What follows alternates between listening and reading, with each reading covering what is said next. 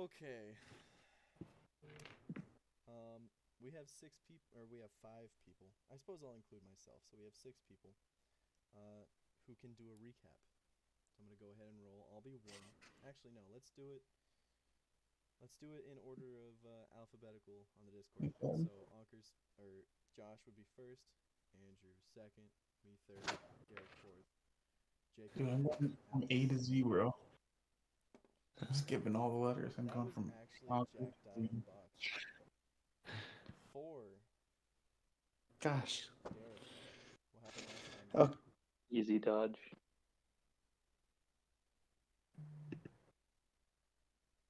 first of all, I wasn't here last time, so I'm It's gonna read the thing. literally on there. Yeah, it's fine. Yeah, I'm just gonna read the thing. Okay, here we go. Oh, I should probably go. View campaign. All right, so we're looking at those bulleted items here. Yes, sir. All right, so here it says Ahnkor was retrieved by Tretij to partake in the unveiling of the Heroes of Esbury statue. Ahnkor proceeded to wrestle Pistophocles, a dragonborn barbarian believing feats of strength to be tests of valor. I'm sure that went super well. Did actually. During the tail end of the fight, the rest of the party investigated strange events taking place in the port district. Ahnkor and Pistophocles coming to assist when the fight ended. In the port district, Tretij fought off some drow and a drider. I think that's how you say that. Some having emerged from a chasm that opened up in the ground. Some rushing into the portal, a portal to hell with one L Oh, I forgot about that. Oh, I Yeah. forgot about that. at the very bottom. Mythology now. Yeah. Just off the coast, Cyrian dealt with a Zindar naval ship from Shellraiser. Ah, that's right. Mykiel and Lonmonfondon tried to get into the brand headquarters, the former rushing off to find Captain Ponthranus. Ponthranus and Anapak, a male human, and his Asimar wife. Uh, After the worrisome events at and off the coast, the party met up in the garden of the royal palace to go over what they were all up to over the last month apart. Over the course of the conversation, the following things came up as issues to find more info about. Oh, What's going on in Canondor? yeah. The situation in Jarrowin and the Zindar Knights. The ships on the Adrolathian coast of King's Pond. And the Valdsum barbarians that attacked Mayfield and resurfaced somewhere between Esbury and Bayham. So And that's going to do it. with that, I did tell them what you had been up to. Okay. At a meeting that took place at the Royal Palace Garden. Okay. Was there anything that you thought was super important that I might have missed? Um, did you tell them that people are leaving Canondor? No, I think one is moving I around. did. Yes. Okay. And that, like, not a single person I talked to was happy about whatever's going on. Yep. Except the people were like, the people who I talked to were like, the people who I asked for help, they were like too willing to help me, it felt like. But then the people who are all leaving were very, very upset. So, don't know what that's about. But, That's why the first bullet is what's going on in Canondor. uh-huh. It's just the first thing that came to mind. So, that all took place back in the real world at the end of July. It is now mid-August. I completely understand if you've forgotten a few things. That session in-game took place on the 1st of Walmut, the second month of the year. It is currently the 5th. It's a Friday. So we open our scene a few days after Happy birthday to you. I'm going to roll to see where our beloved heroes are. 5-sided die. 1, 2, 3, 4. Ahnkor. Yeah. I want to say Ahnkor probably either been staying on the ship or he's been staying in the royal palace in a room given over by King Cyrian. The intern's on the ship. Carl and Order definitely are. Yeah, I'm on the ship. Yeah, Dreader has removed himself so that he can go be with his family for a little while on shore leave. Annette is staying with Tretij in his tower. Quinn is staying with Mykiel in his place. Oh, I forgot about that. Yeah, that. There's a lot going on. Where's everyone else? The rest of your interns. Gabby and Clef the chef have both also taken off so that they can be with their families. Your medic, whose name I cannot remember currently and I feel bad about now, is on board. Patrice, Patrice, right? yeah, Patrice is on board as well. So you think you're staying on the boat or in the Royal Palace? Boat. Boat, all right. So you wake up bright and early as usual. You're doing your workout routine on the top deck, giving Carl and Warder something to complain about in their hangover, and you hear a voice call up to you. Ahnkor, are you on board? I'd imagine that I'm already in like push-up position. Yeah, you're like face down Yeah. on the ground, like I'm gonna like push off the ground into a backflip, and then while in air, I'm gonna try and figure out what's going on. make an athletics. Freeze frame. You can use real dice, however you want to do it. Yeah. The only problem is I don't have my character sheet, but I think I have a +2 in acrobatics. No, athletics. Oh, athletics. Okay, I have like +11. Yeah, it's Something real. crazy. Yeah. Because it's level 20 proficiency is +6, right? Yes. So it's Yeah. Just Roll give me a big number. 1d20 plus 11. Natural one. Natural one. 25. All right. Yeah. So you do a backflip out of your push-up, and you see a person who you have met before. His name is Captain Louis DeFleur.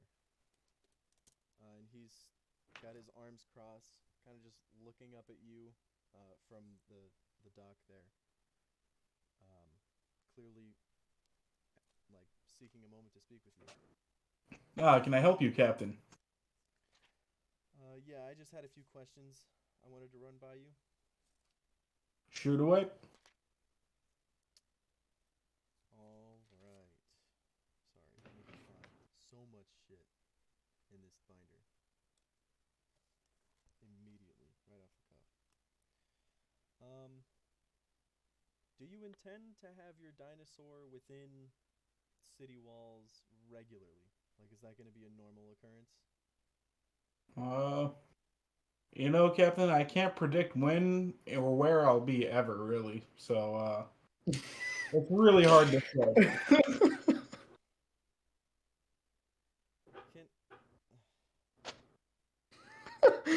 Not even possible. Not even a little bit.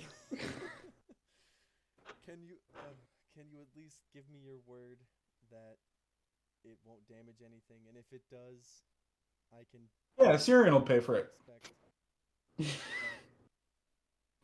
probably won't work, but I'll bring it up with him.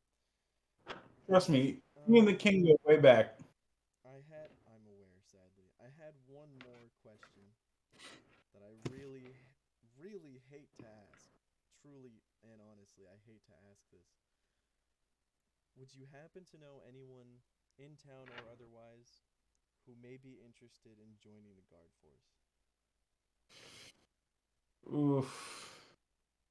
See, I'm not a big fan of the guard force around here. I think there needs to be some reforms from the last time I was here. Well, I was last time you were wrongfully. here and met guards, they were all burnt to a crisp. So I assure you, things have changed. Yikes. Be that as it may, do you know anyone?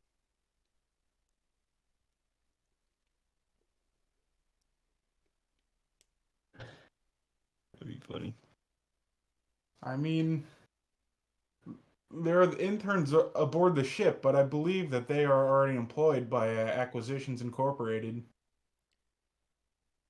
Other than that, I can't say that I'm too familiar with the current citizens of this city. Well, I suppose things could. I could get a worse answer than that. Okay. Thank you for your time, sir. I hope you have a pleasant day. To you as well. All right. He walks off towards the center of town. Gonna shift our scene to Mykiel. What is Mykiel's room looking like right now? Are there like 2 guests on the bed and he's on a pullout, or no? I don't mean Jacob, I mean Mykiel. Or have you secured in the few days it's been? Have you found some place for Anapak and Ponthernus to hang out and sleep? Well, is there like another room I could keep them in, or can I get some beds for my room that they can stay in? At King Cyrian? What? Is there a room for people to stay, or do I get beds for my room so they can stay? There's rooms, yeah. All right, so they're in a different room, we'll say.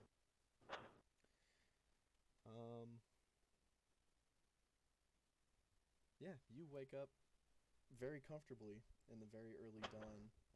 Quinn is still snoring softly right next to you. How do you start your day? I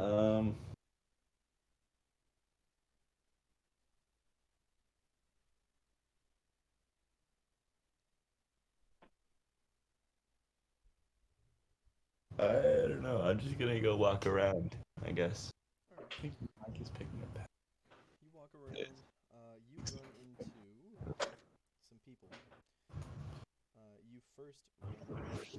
Are you leaving the tower, or are you just gonna like go up and down the stairs?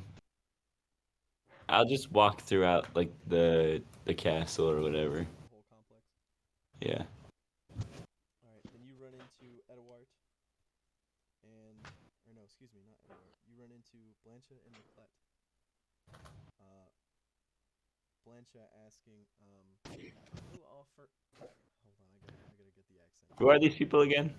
The front door guys. Oh, right. Who offer another walk? Are we? Oh my god. This guy sucks. This is the girl.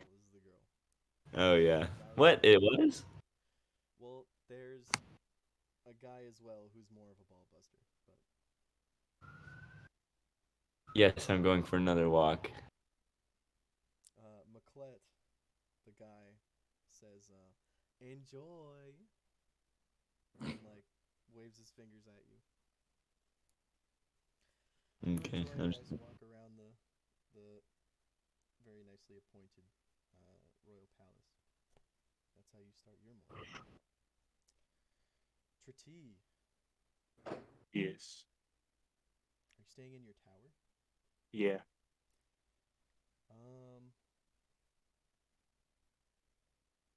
Okay. You wake up, and on the top floor there's that balcony at the far end of the room. You can see Annette has already woken up and has taken to looking out over the sapphire forest from the balcony. You can see Albie there and Juno picking at some seed on the ground, like on the floor of the balcony that she's laid out. And when you stir, she looks over and says good morning. All right. I'll say good morning back. And then I'm going to, I forget what floor it is, but I have a floor where I have those crystal balls. And I want to go to them. I have them all listed out, like the floors, but I don't have it immediately accessible. So, I mean, I know you have that shit somewhere. I'll I find have it. so many floors. It's on one of them. You go It's down it's from, just it's one floor down. yeah, from floor 10, you go down one. What are you doing with these crystal balls? Let me make sure I know how they work the way I think they do.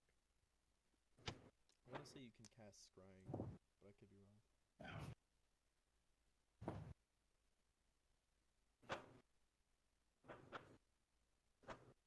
Yes. Yes, I can. So I will scry. And I will scry my mother, actually. Okay. Yeah. In it. Yeah. Cool. No, definitely, man. I didn't expect that one. That's a curveball for me. Fuck. My bad. No, you're totally fine. Testing you. Oh, shit. I need to look at what the fuck scrying lets you do, because this is actually really fucking important. You see your front door. Oh god. Oh shit. She's gonna get a -10 easily on this saving throw. For fuck's sake, dude. What's your spell save DC? Let me get my paper real quick. Right back. This might be really fucking bad, guys. Bad for you or bad for us? Bad for me, mainly.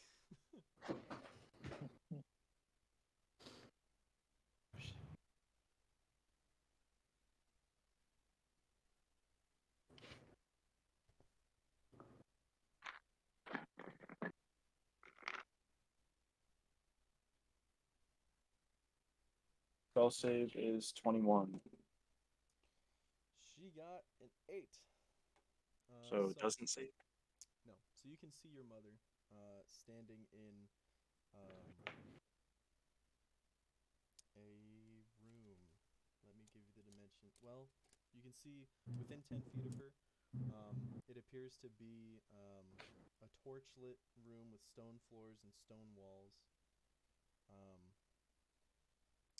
She is speaking to someone who I would like you to make a perception check on.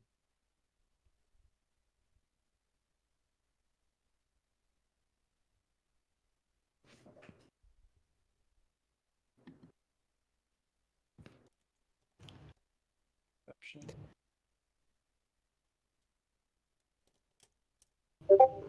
24. So you see like dark purple leather armor on a what looks like a female body that's very slender, clearly elven. And you can make out just below a very closely pulled down cowl, a dark elf, ebony skin and some white hair poking out at the edges of the hood. Have I seen dark purple like that before? Like, is it like, do I know if that's like associated with a group or a city or something, or is it just I don't believe you have. okay? Well, I'll just watch and see what happens, or see what they're talking about, I guess, if anything. Alright, what is the duration of scrying? How long are you gonna spend, like, doing this? How long do I get? I get up to 10 minutes. I guess I'll spend the 10 minutes or until something happens. Interesting. Okay. I'm not gonna roleplay with myself because that's A, boring, and B, hard to do. So instead, I'm gonna give you a rundown of what happens here. She's speaking with this dark elf. They're having a very heated discussion. The dark elf doesn't seem to believe that she is who she says she is, your mother, that is. And things become very tense as two more individuals who you're not. I mean, you would assume they're dark elves based on their familiarity with the one that your mother's speaking to. They approach her and attempt to grab her by, like wrist and shoulder, like they're about to escort her somewhere. These guys decked out in like beautifully contoured and engraved, probably enchanted adamantine armor. That's like black adamantine.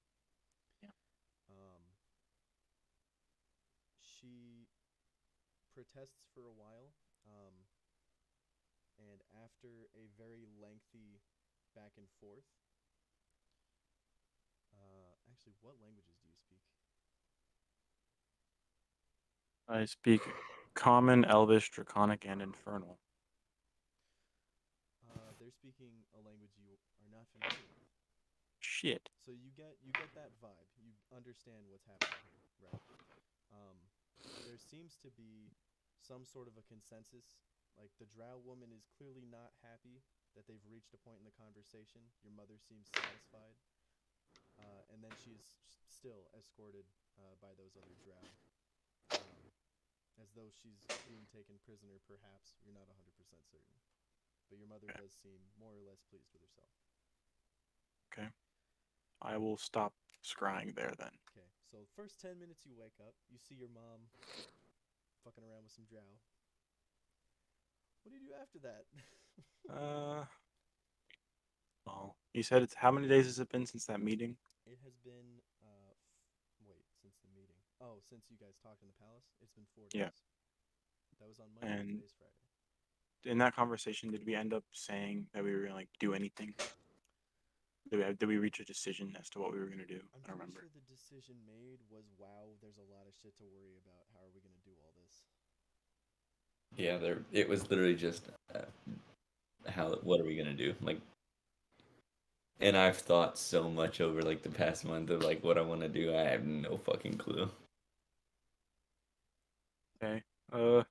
I'll take out my sending stone and I'm gonna ask Mr. Cyrian what if he has thought of anything with everything in mind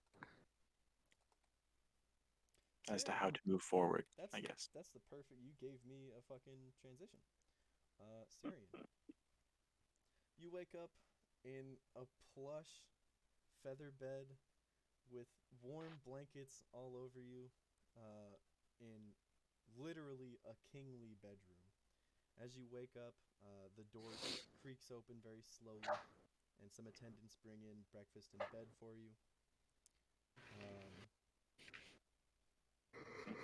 After you conclude your meal, you are brought to have a brief meeting, a morning meeting with your advisors, Aramon, Magog, and oh gosh, sorry man, it's been a minute.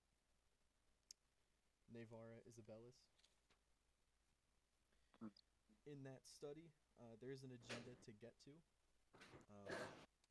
We can say that the sending stone hits you on the way there. Okay. Hello. Hello. So have you given any thought to how to move forward considering all of the pretty much shit that's going on pretty much everywhere? I'm still open to visiting the barbarian stronghold. I don't remember if it was like south of Esbury or not, but I believe it was south along the coast, if I'm not mistaken. I'm more than comfortable, seeing as how you kind of took care of that the first time in Mayfield. I'm comfortable with you going there as well and dealing with that. I believe preparations are already in the works and sending some sort of message to Jerowin to just get an official message as to what's going on over there before we actually go through with anything more aggressive over there to the east.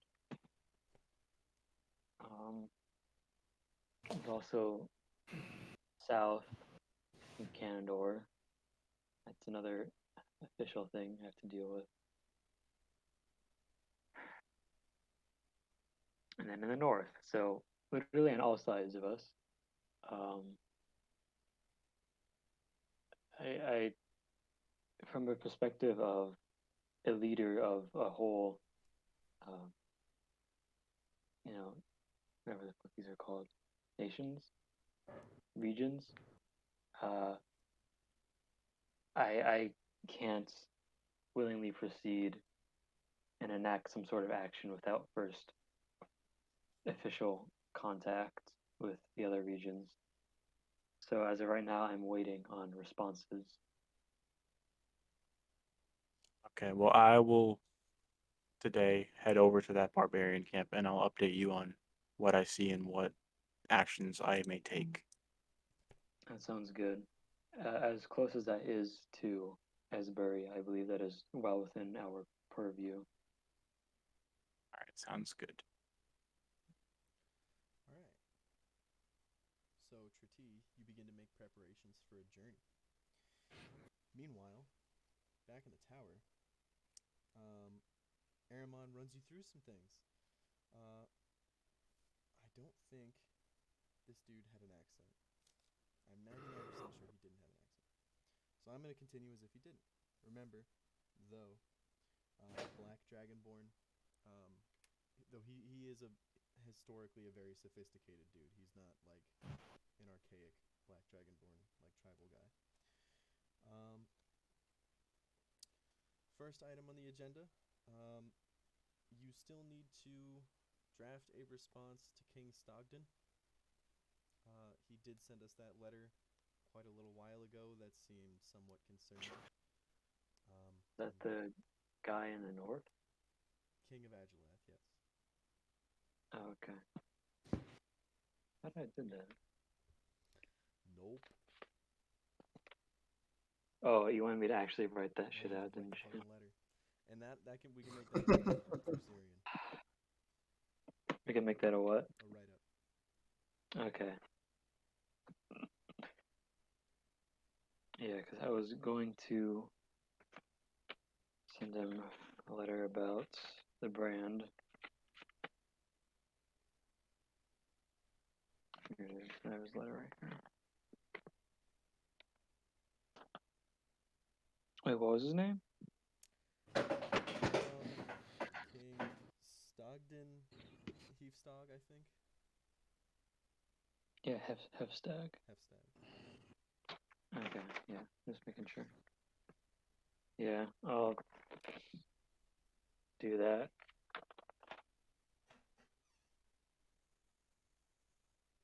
All right.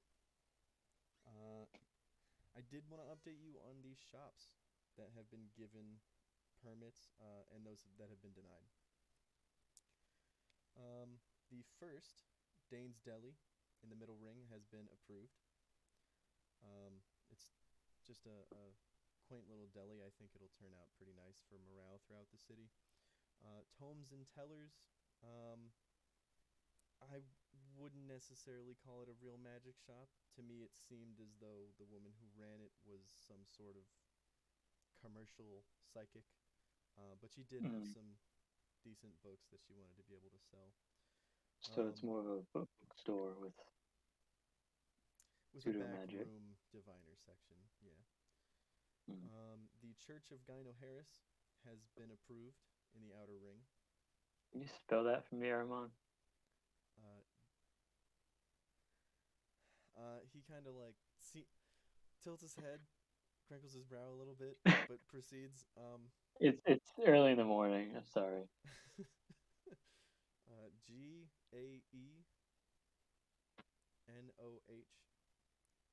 Ganohheris.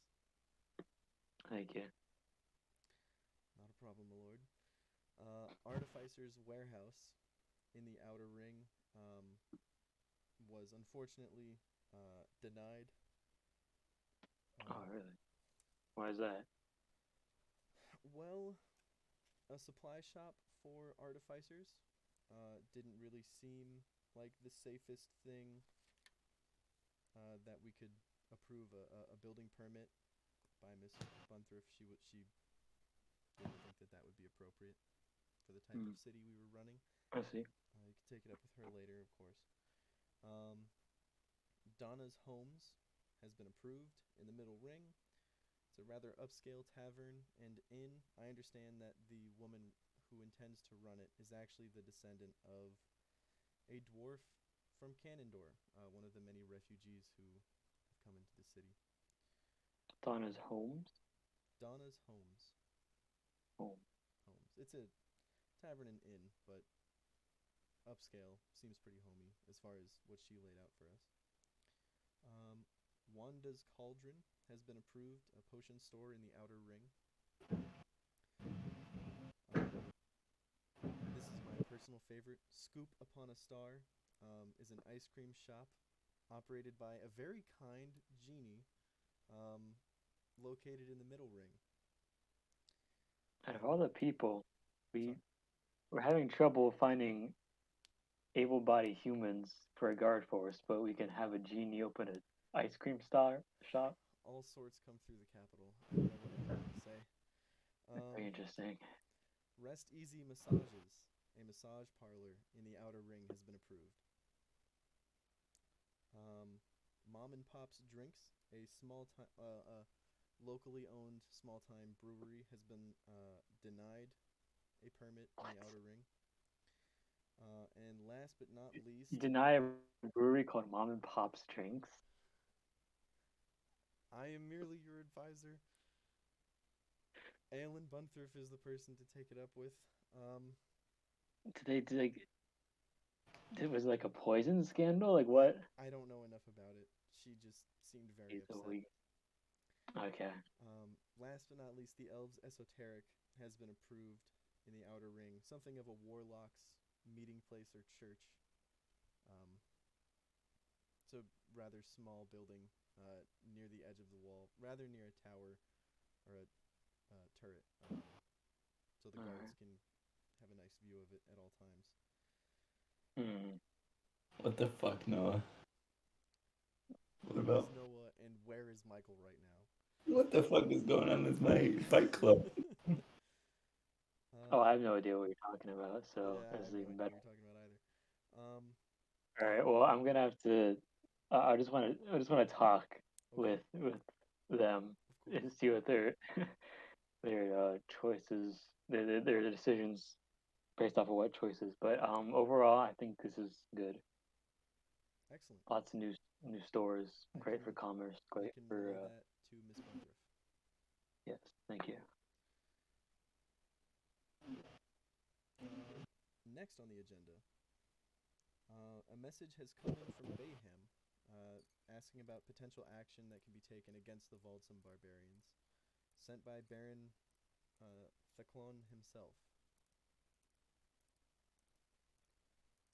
And what does it say? Reading over it, I didn't bother to write out the whole thing because I already did a bunch of fucking shit. But That's fine. the vibe of the letter overall seems like he's coming at you from a position of fealty, obviously, and he's very happy. It seems like he's very happy that you're in charge, but he is very urgently suggesting, requesting, and almost demanding that action be taken against the barbarians that are so near the city, especially given he takes care to mention that Canondor is already scaring off enough travelers. He doesn't need barbarians also breathing down his neck. And who is this from again? I'm sorry. Baron Pierre Theclon of Bayhem. Bayhem. Okay. So this is about the barbarian threat that fucking what's your name again, Alex? What? Tretij. That Tretij Yeah. was going for, right? Idiot. Okay. I'll tell Aramon then.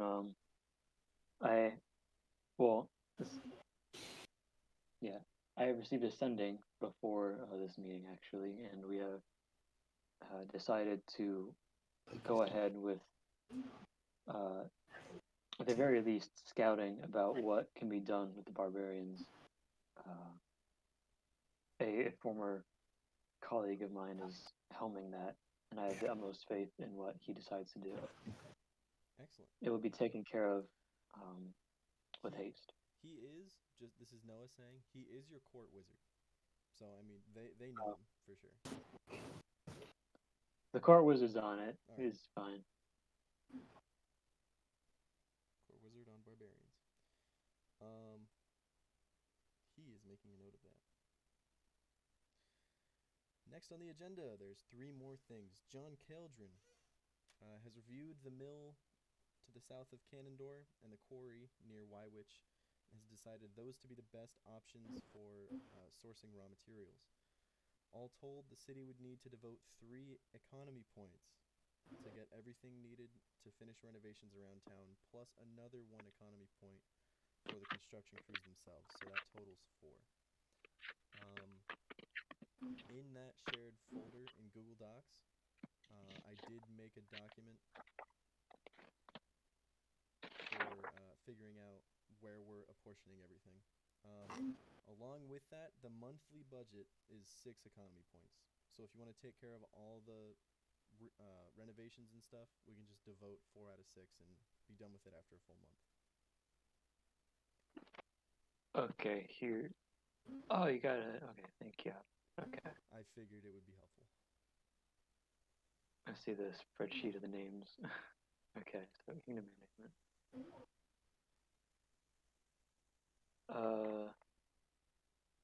That's just the first page.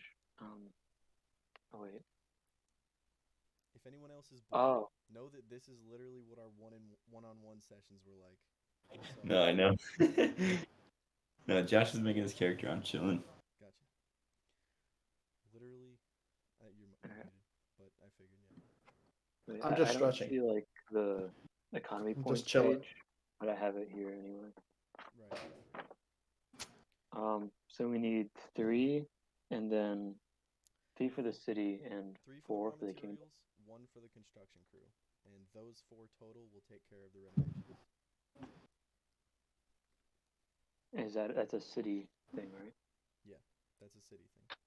The monthly budget for the city itself is 6. Yeah. Well, we're not using it for anything else right now, so I'd say to go for it with Alright. it. Cool.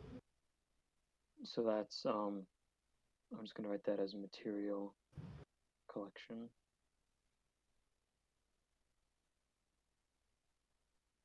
Be in use for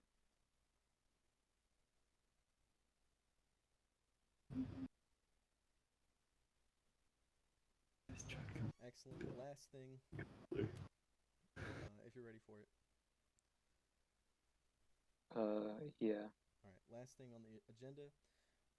A gift basket has arrived from the brand addressed to King Cyrian with a wide spread of fine liqueur samples, as well as a third era vintage wine, a full bottle unopened, waiting in the entry hall of the palace. So whenever you want to drop by and check that out, if you want to, or we can just do something with it. I will check it out. Alright. We should drink one of everything right there. Do you actually do that? No, Okay. absolutely not. Alright. That's how Cyrian spends his morning, guys. Next up. Have I don't fun. know if I did this to myself or if you did this to me, but It was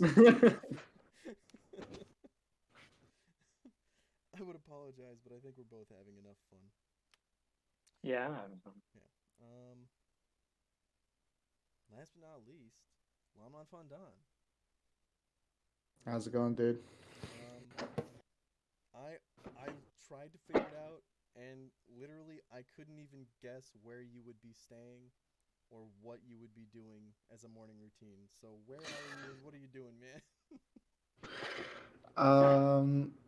Well, I don't even know if I got like situated anywhere yet. After So, you get back with Frederick, it's very possible you'd have a room in the Royal Palace. There's also a bunch of inns in town that would be happy to accommodate you for very little money, if any. Tretij's Tower does have a guest room. I'm not offering it. I'm just making note of it. I think I would have chosen a room not on the boat. So like my room on the boat, I think I would just like move all my stuff into a place in the palace, I guess. Furniture cannot be Because I moved, don't. but your files definitely can. What's that?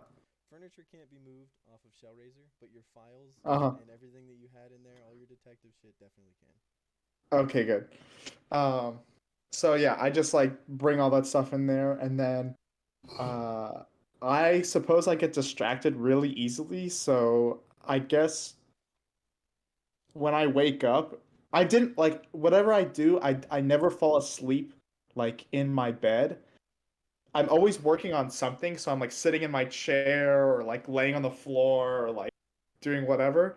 So I'm always working on something, but nothing ever really gets done. So there's just like papers everywhere. Alright. Because who know God only knows what I'm actually doing.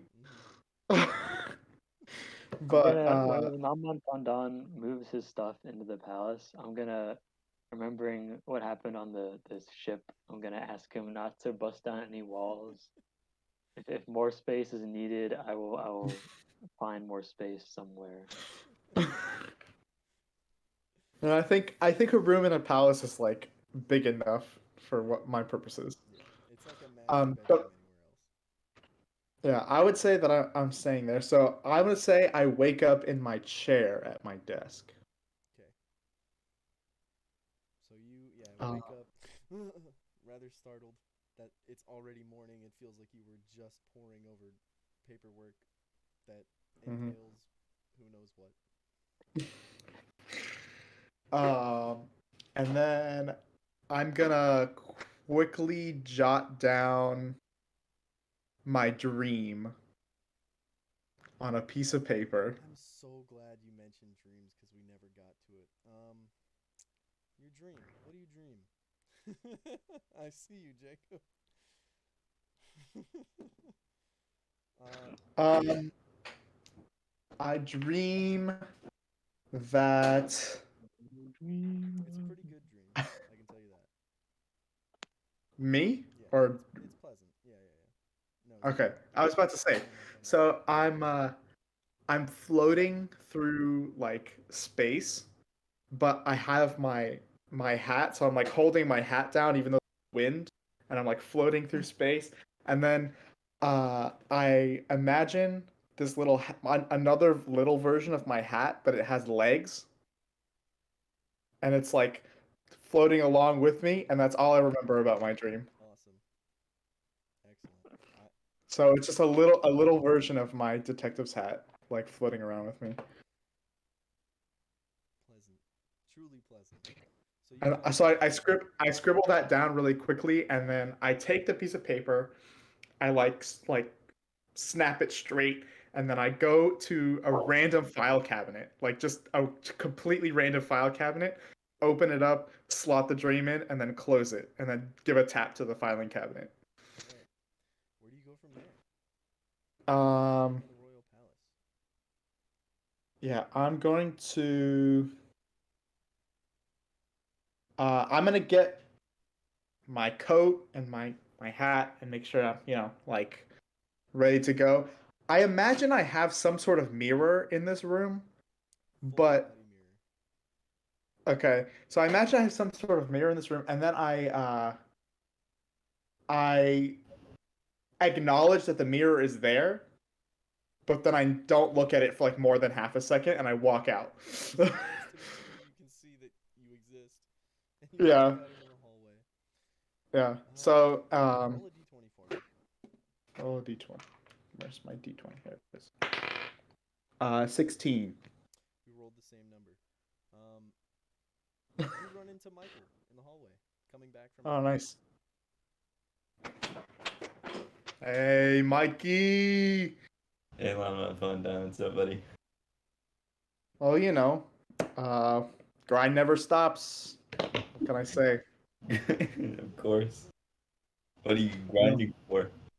Well, somebody's always needing some sort of detecting or engineering or a combination of both of those aspects, in which I am perfectly suited to complete, stuff like that. Where are you going? Um, for a wander. Yeah, I'm doing that too. What's what's the matter, buddy? What do you mean? I don't know. Usually when I wander, it's because I'm anxious. No, I just wander because I got jack shit to do in the morning.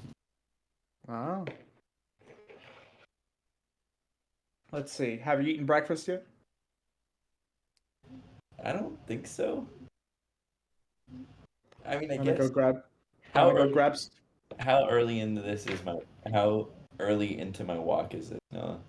This is after you have come back from wandering the palace for about 20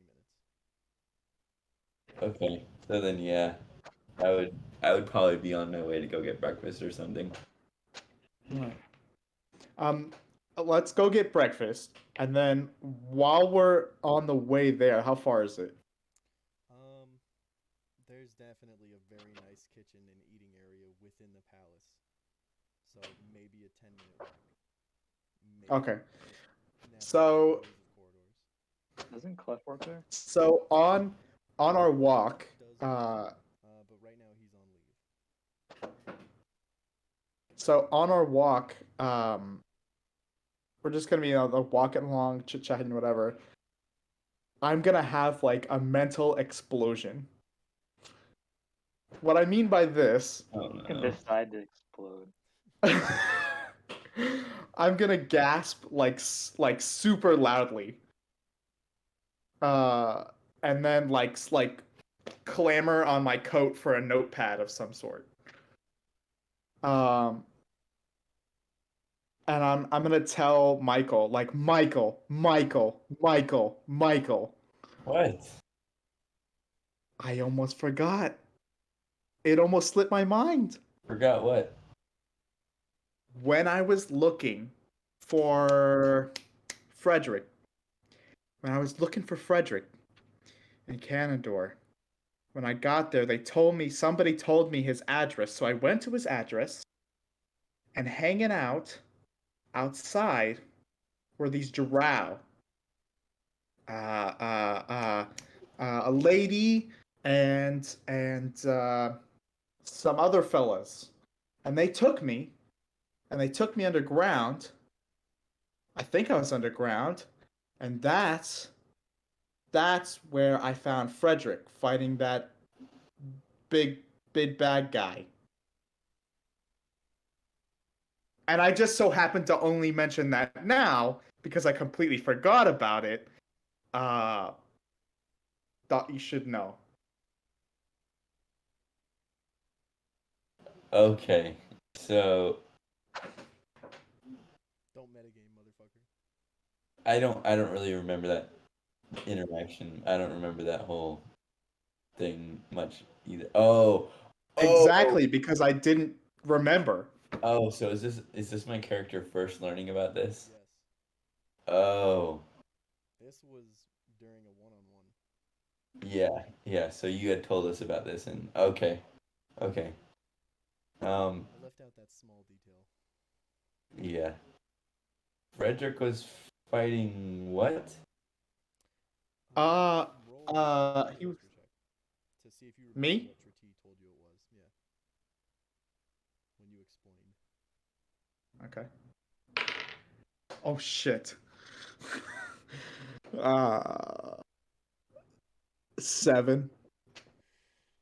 Started with a B, but it was like a devil or a demon or a thing that had like Yeah, some sort of devil looking folk. had a dog person face sort of. It was weird. Yeah, real canine in the face. Options, so you don't have to just choose from these. Yeah. Can I roll insight to see what this thing might be? You can make a religion check. A religion check? Yeah, bitch. Okay. How do I roll dice on D&D Beyond? You have Mykiel in there? No. Oh, then you have to go to a character sheet. At the bottom left of a character sheet, you'll see Yeah, okay. hand symbol. Yeah.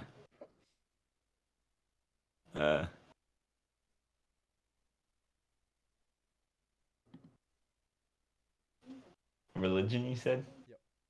Okay.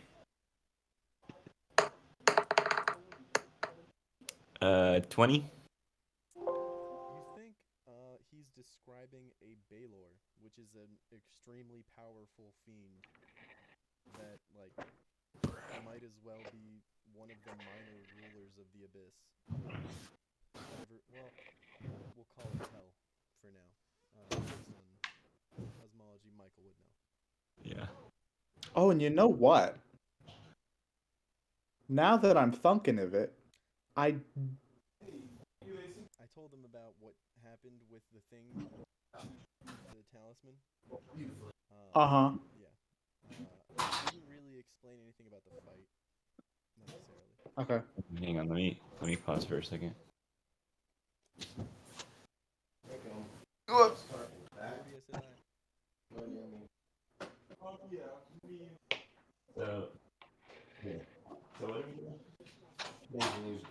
Also, no, I wasn't trying to metagame. I literally only just remembered it. That's cool. Yeah. So you need me to get out of here? I didn't even know that he knew that. I knew you were taken by distraction.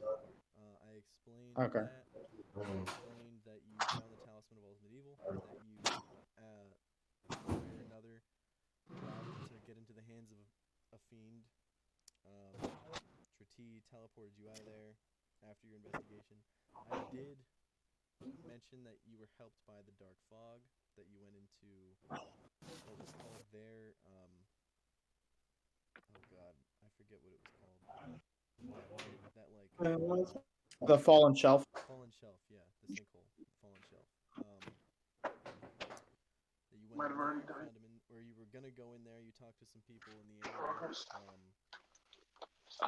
no. Frederick did explain No. why he went in, but I don't think we covered it in my recap. Okay.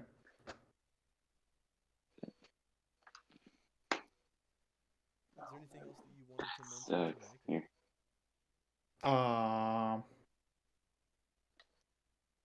Mm, I mean, if I'm not gonna remember it, I'm not right, and I give like a nerd chuckle. So we're gonna cut now to a radically different scene. Jesus Christ. Tahna. Did you grab it? Did you grab your charger? Oh Christ. Yeah, I said radically different. Tahna. Wait, who the fuck is Tahna? We'll get to it. You are on the road to Esbury. You've been traveling for, it might as well be over a week at this point. You've been traveling for a while, trying to get to your destination. You are currently traveling alongside one of your longtime friends, whom I don't have a name for. I wanted to leave as much open ground as I could. You can see the city off in the distance. You know that you're getting close to the gate. Right now, it is just before dawn. You can see, well, make a perception check. Let's see if you can see what I was going to say. I'm just gonna press. No, Yeah, I have. just I have. click the modifier. Nope, I have dice. All right. If you click the Fuck that. modifier, we can all see what you roll. Well, I don't know how many people are on there. I'm on here.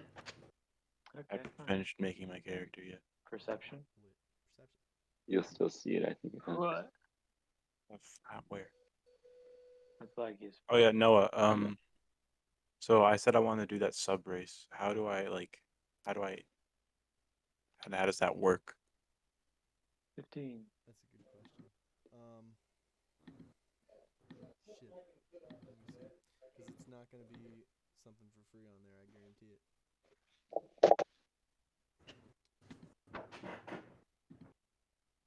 I can create a homebrew race, so I'll have to do that. And it will be hard. 'Cause it'll Okay. yeah, I did it for Triton. Or for. No. Did I do it for. I did do it for Triton. Ahnkor tried to make his character, and that worked pretty fine. Yeah, it'll get done, just not immediately. And it shouldn't be super important just yet, anyway. Okay. Well, the 15, it is too dark for you to notice what I was going to say. You're a little too far away. But what is Tahna thinking in this moment, walking beside a longtime friend who's a member of your, how do I even want to, your woodland pact, a member of your fellow race. Is there anything that you want to say as you approach the gate before you're in sight of the people who were up there? I just hope all this is going to be worth it. We left. I'm not so comfortable leaving them as they are. I hope I have something to show for it once I get back.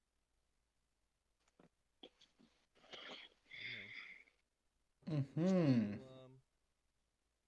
It'll work out. You'll be back in no time. You'll get to see him again in no time. And as you approach the gate, you see there's a city guard there who has a torch. Oh man, he's gonna. Oh no, that's unfortunate. Who has a torch next to him on the wall, like next to the gate, which is currently closed. Big halberd in his hand, and he kind of leans forward to try to get a better view of you. Make another perception check, please. All right. I'd like to know. I'd like to be wearing a hood. Try to cover as much as my head as possible. Just okay. Another perception. Hood. Shit.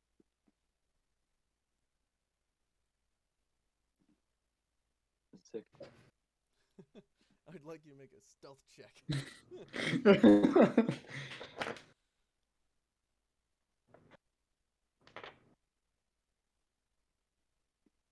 Shit. It's an 8. No? Oh, it's a 13. 16.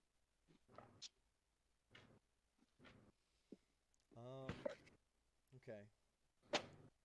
You hear a mumbled voice, but you can't tell what was said. As you approach, oh god. The grip on the halberd gets a little tighter, and the guard says, "Hold, strangers!" And your friend just says, "Good luck and Godspeed," and darts off into the edge of the forest, off of the road.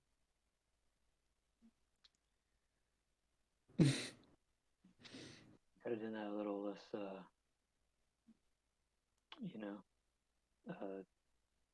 what's the word? Whatever. Conspicuously? Yeah. Well. So looking Hail. up and down, this guard says, "State your name and your business, and remove that hood." I'll pull it back a little bit. Okay. I'll say, my name is Tahna. I come from the forest, where I'm a guard. I am looking for work. I've heard about the threats that plague this region, that plague this continent. I want to do what I can.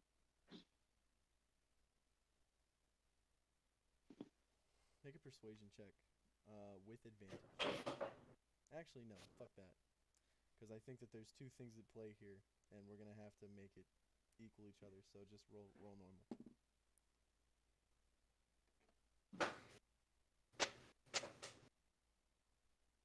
17. 17. The guard says, "Well, Lord knows we could use more guards. Suppose I can let you in, but I'd recommend you shave before you visit the guard captain. Got a pretty untamed beard there, friend." And he knocks on the gate a few times, and you hear a latch, and it opens up. You're allowed to enter the city of Esbury. Alright. I'll make sure I'm not so unkempt. Where in the city do you think Tahna is headed? Like, this is a big city. I don't know that he's ever actually been Yeah, in no. something formally known as civilization by most people. No, he doesn't know. He. But hold on.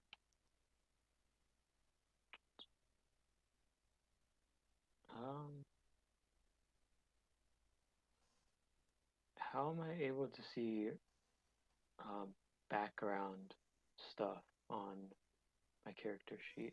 Let me check it out for you. Should be near. It's not features and traits. Fuck. Is it description? Yeah, I can see it. Description. Description. Where's that? Actions, inventory, features and traits, then description. In like the biggest. Ah. Yeah. Okay.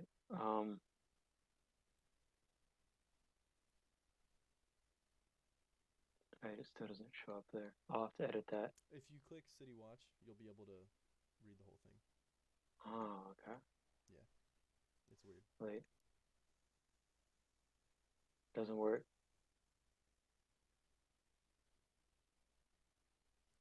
It doesn't work, but that's What? fine. I can just click here. How? How? Your What? description.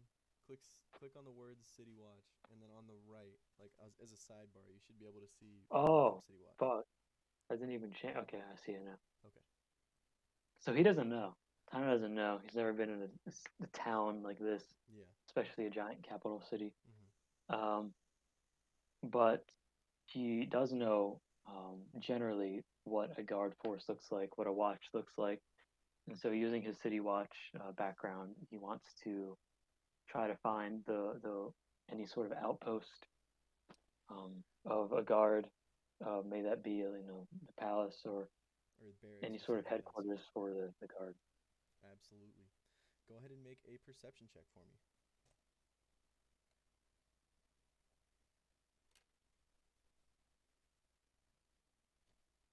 Nice. Be 15. Good rolls so far, man. This character's Yeah. proving pretty nice. That Yeah, plus one bonus. you're able to see after wandering the streets for a little while. You veer off to the right from the main gate towards the like east southeast. Nearing a second gate to the middle ring, you can see like just off one of the main roads in the area. There's what looks like a barracks. Clearly, like you can tell it because on the outside of the building, there's like a lined wooden fence, like a very basic, like you could climb over it with a hop, easy. But there's like training dummies and a small shed out back. Clearly looks like some sort of training grounds. This is like just before sunrise. Like you can see light in the east just starting to crest over the horizon. Is there anyone out front? There's no one out front. Okay. I will approach and approach the door. All right. You enter into this guard barracks. Inside. Knocking first. Yeah, there's a small like reception area, basically. A big like double empty doorway right behind the person sitting at a desk. This is a pretty burly looking half-orc dude. And behind him you can see that the office area behind is like pretty much just empty. There's like desks and like paperwork scattered here and there on them, but there's nobody else in here right now. You enter in and he looks up and just says, "Welcome in. Do you have a crime to report?" No. I do believe I'm in the right area. It's a guard barracks of sorts. That would be the place to report a crime, yeah.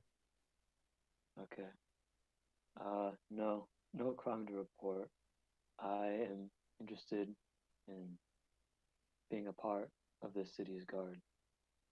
Is this the correct place to apply for that position? Make a make a flat charisma roll with advantage. Is there a way to easily roll with advantage, or do I just roll twice? Just roll twice. Yeah, unfortunately, it's not That's that fine. streamlined. It's streamlined, That's but not fine. that streamlined.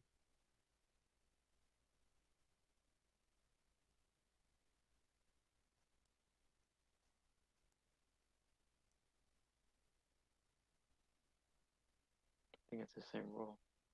No fucking way. It is. Wow. With an 11, he Yeah. stands up and reaches out a hand to shake yours and says, "Well, we've never had a satyr on our guard force, but I suppose this is a good first time."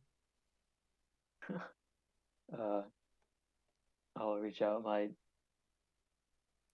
more like larger normal size hand, got fur and some claws on it. All right. I'll He shake his shakes your hand. hand, and he is going to take you off to where you can get signed up for the guard force. Excellent, excellent inn. Now On we're the gonna way, cut. Okay. I want to say, I don't know how things are here, but my goal here is to be able to be sent outside the walls to protect from the outside. Is that something that could be arranged eventually? You'll have to talk to DeFleur about that, but I suppose we could work something out. All right, that's good enough for me. Thank you. All right. And he will walk you to Louis DeFleur. Next up on our list, Roque, Oh shoot. the Earth Genasi. You're also Okay. outside the city, although it's not before dawn for Roque. Right now, Roque has woken up. Hang on. Okay.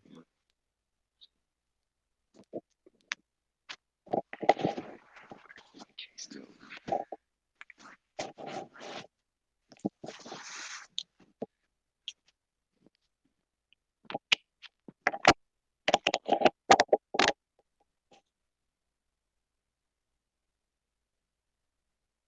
Hello? Hello. Okay, cool. I'm ready. All right. Just making a note. As I said, it's definitely not before dawn for Roque. He gets up about mid-morning, I would imagine. Being an Earth Genasi, you can just hang out outside of town. You know, it's a pretty chill space. You are very near to the road leading to Esbury. And since I didn't get a background for you, I'm going to have to ask, what brings you here? Okay, so And describe your character for us, since there's no big reveal for your character's race. okay, so Roque is a Earth Genasi. He's kind of he's like gray. He's got like rocky skin, and he has long black dreads, and he just got kind of robes on, just very basic clothes, nothing, no armor, nothing, and yeah, got a dagger. I don't know. All right. What has he been up to this morning? So, what, like, where's a place that has a huge library? Place with a huge library. Yeah. The biggest library in this whole region, like the region being Varn, would definitely have to be Cannondor, far to the south. Waywood doesn't have a small library by any means. I mean, they definitely care about knowledge there as well. Okay. So it's very possible that along the road you're coming from the north through the Waywood, having been in Waywood proper for a while. Yeah, because I think Roque, because he's a sage background. I think he would be like some sort of librarian or bookkeeper or something like that. Scribe. So, yeah. Let's say that he's coming from Waywood to like maybe check on the progress of like Esbury's new library if we have one yet. All right. Dope. I like that. You have just come over a bridge the night before, so you're making your way to Esbury. Are you traveling alone or with someone? I think I'll be alone. Okay. So as you approach the gate mid-morning, there are now two guards out front, both with halberds, and they can see you plain as day, carrying pretty much nothing. You have a backpack with some provisions and whatnot. And books. Yeah, books. They hold out a hand as you walk up, not threatening or anything, and one of them asks, name and business, traveler? And they kind of like look around down the road looking for like a cart or something that might have taken you. I look up at him and I go, "Hello, I'm Roque." How tall are you? Like 6 foot, I think it was. Okay. He didn't. So that's the only reason I was wondering. So yeah, go ahead. I'm sorry to interrupt you. He goes, I go, "Hello, I'm Roque." Hello. Your business, please. What brings you to Asbury? I would like to go look at library.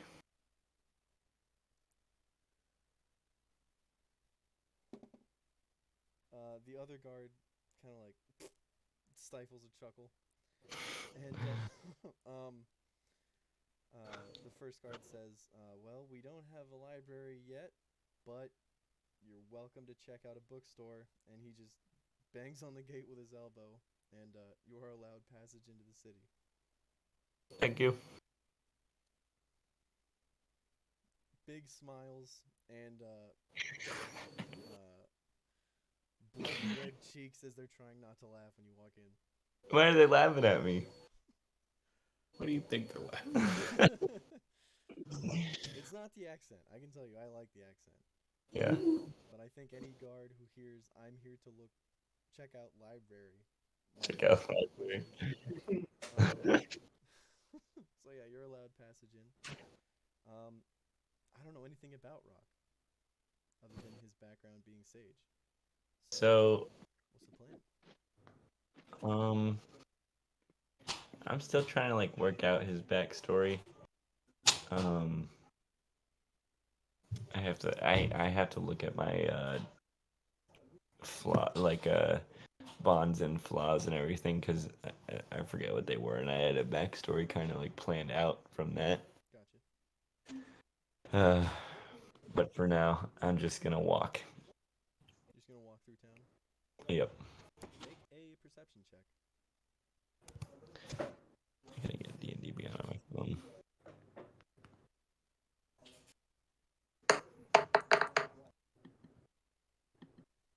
No, you can just click.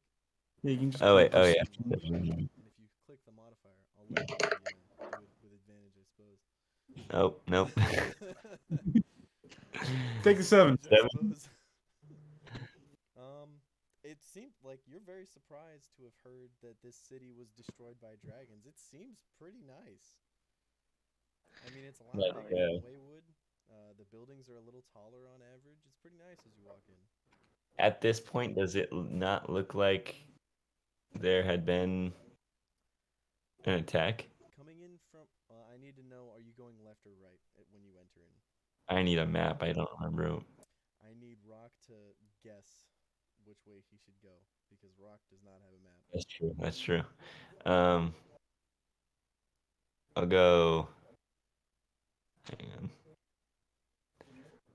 Left. All right. No, it looks like wet raid. I mean, there are a couple signs here and there. You do see that the Colosseum,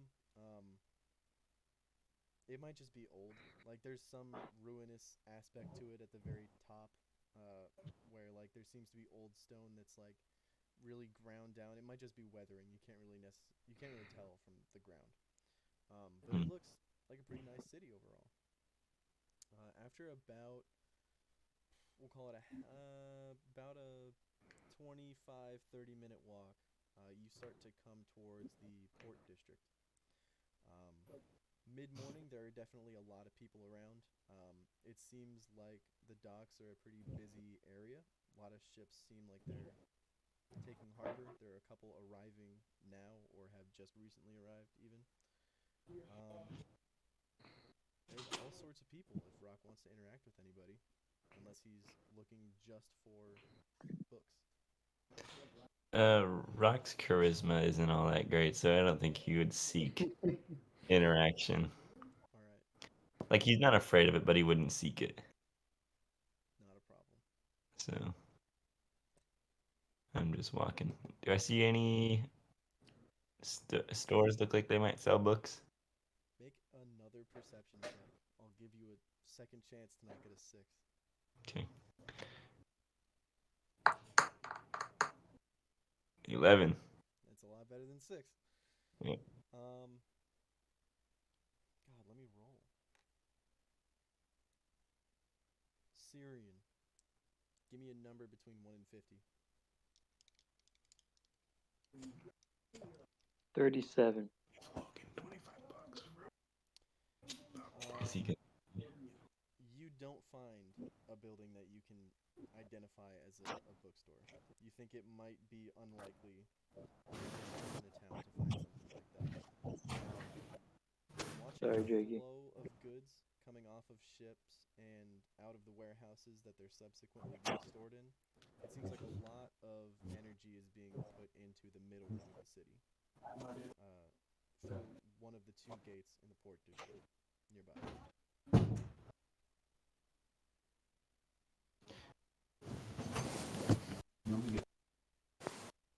What? Like what? Okay. We can also just go Fuck off, somewhere. Rudy. We'll go somewhere later. No, that's Logan. It's Logan. Fuck off, Logan. Um, I missed all of that. No, sorry. God damn it. Sorry. It's okay. I'll just edit more. Based on the flow of goods that are coming off of ships and subsequently off of the warehouses that they first go to, it looks like a lot of energy is being put into the middle ring of the city, through one of the 2 gates in the port district nearby. Okay. So, can I?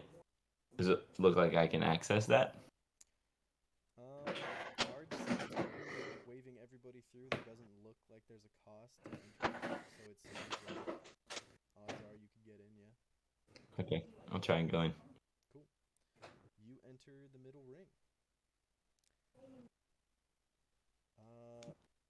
In the middle ring, there's a lot more, like it's easier to tell that there was a raid here by dragons. Mhm. There's still some buildings that need complete rebuilding. Those that are still standing, a lot of those that are still standing need desperately renovations to just make them structurally sound. Wait, so the outer ring looks better than the middle ring? Yeah. Weird. Okay. Hey, I'm not the guy who tried to fix it. I'm just the guy who burned it down. So in that middle ring, make another, well, we'll use the 11. Cyrian, give me a number 1 to 25. 14. God, you're a dick. Holy What shit, the I rolled fuck? 100. I'm gonna Damn. count that as 0, just because it's got a bunch of zeros, and I want you to be able to do a thing. You do find what looks like a bookshop. The sign, wood whittled into the shape of an open book, so that the name of the establishment is across the pages. That's cool. I don't have a name for it, and I greatly apologize because I can't think of something clever on the fly. But yeah, you find a bookstore that you can enter into. Okay. We go into the fucking what's it called? Tomes and Tellers. I'm gonna walk in. Okay, you walk in.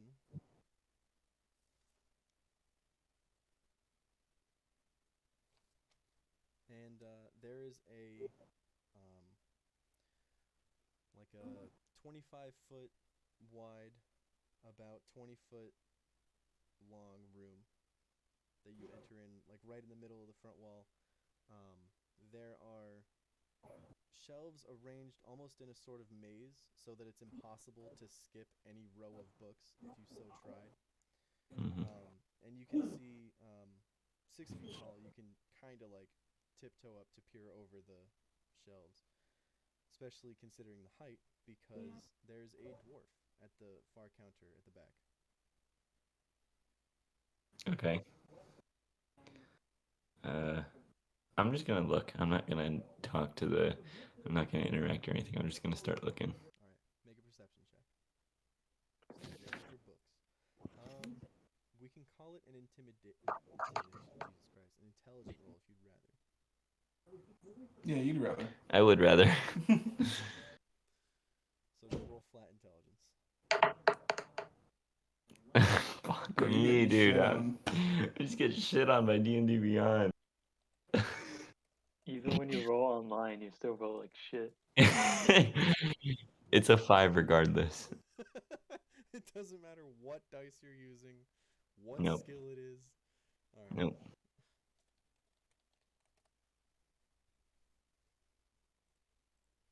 With a 5. Oh man.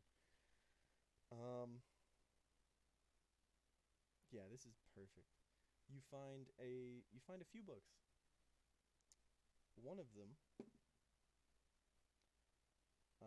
Death and Beyond, is a anthology of various religious groups and philosophical concepts on the nature of the afterlife and where souls go once they depart the mortal realm.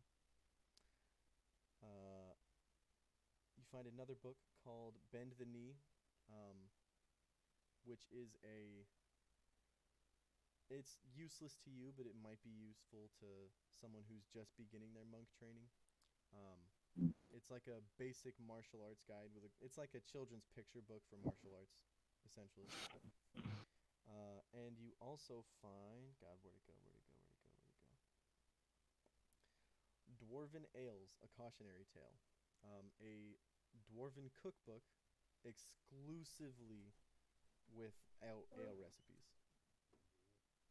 I'm doing it, you know. Those are the books that stand out to you as you peruse these shelves. Okay, I'm gonna grab that first one. Death and Beyond. Yeah. And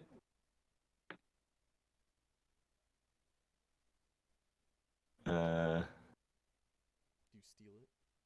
no, I'm not gonna steal it. God. Oh wait, hang on. Hang on, actually. Let's see if I might.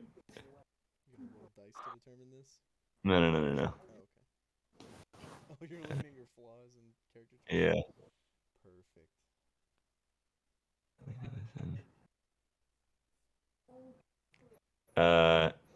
No, I don't steal it. Okay.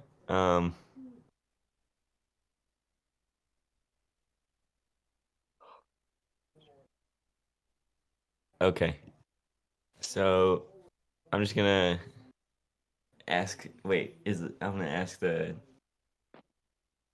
You said it was a dwarf at the counter? Yes, sir. A dwarf, pretty well kept.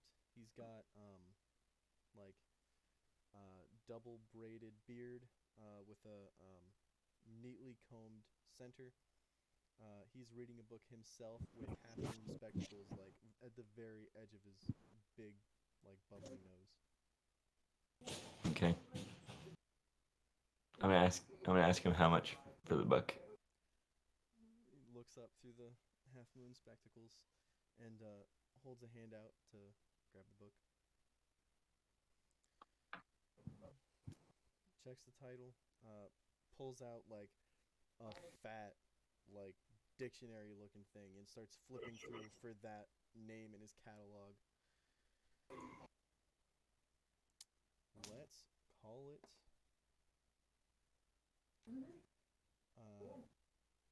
He says, that'll be 4 silver pieces. I think I have that much money. Sage should have given you a little bit to play with. Yeah, I think so. While you're looking through your coin purse, he asks, are you particularly interested in the afterlife, young man?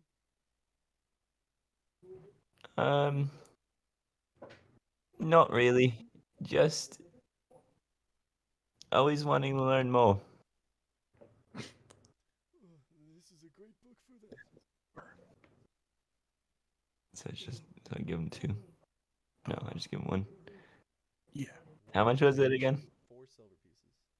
4. So Okay. 4 silver. Trying to short this kind dwarf.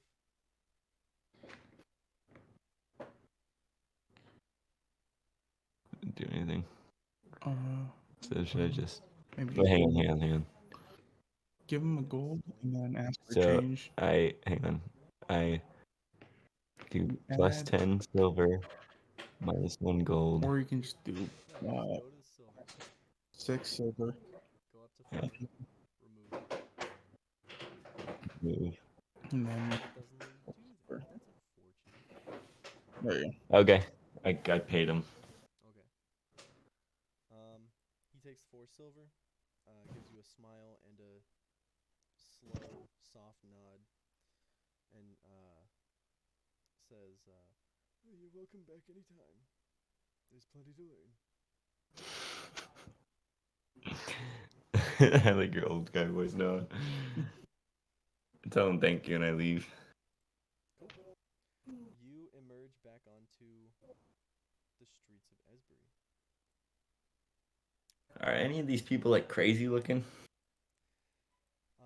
There don't appear to be any crazies or homeless people currently. No. Like any like weird races? Oh, I see what you mean.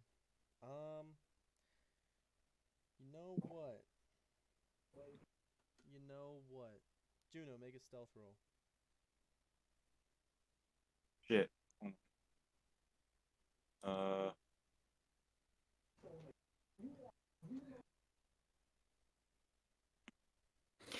Alex's eyes just like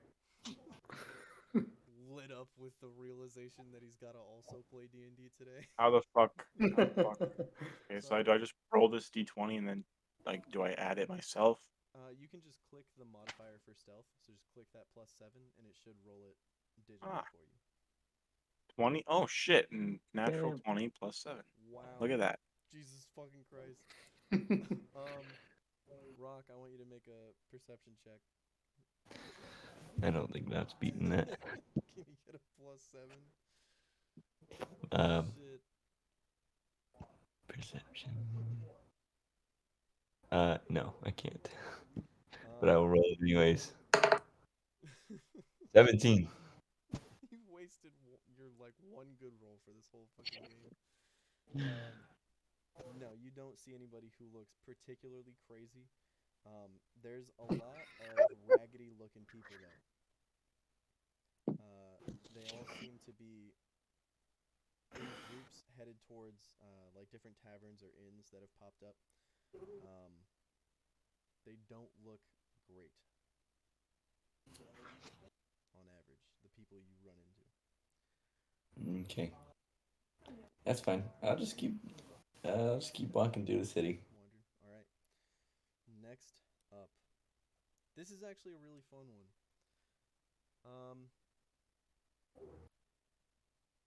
How do you pronounce it, Josh? Zephant? Zephant? Yeah. Okay. So we've done some like cold opens before. Zephant, Yeah. You are currently being restrained with your arms behind your back. Okay. Led through some underground complex. You were just exploring the depths as you normally do, Yep. and these people came out of nowhere. You were in a room that seemed relatively well kept. There was a torch burning. They came out of nowhere and restrained your arms behind your back. Now, they led you up a very long staircase and are now currently leading you through a maze of corridors and rooms. Okay. Make a perception check for me. All Dang. right. Right now I have to use the app, so I'm trying to figure out. I think that's under. Nice, dude. How'd you get that perception. landscape? What the fuck? It was Damn. just there. I didn't even choose it. It was just kind of there. What happened? Tretij's mini looks badass in the Discord. Let me see. All right. It is 8 plus 2, 10. You can just roll the modifier for perception. Yeah, no, I'm doing it on the phone though, so it's like hard. I've never seen it on the phone. Interesting. Yeah. No worries, man. My laptop died, so 10 total. yeah. That actually works. So as you're being led through these corridors, past like slightly open doors, some of the doors, people will like peek their heads out. You do notice everybody you run into on their left arm has a circular tattoo with what looks like a water droplet in the center. Mm. Behind some of the doors, you notice that there's what look like copper stills for brewing, like massive bulbous pots that are boiling and have piping leading to other ones for the fermenting process. You can see one in particular that stands out has a conference table.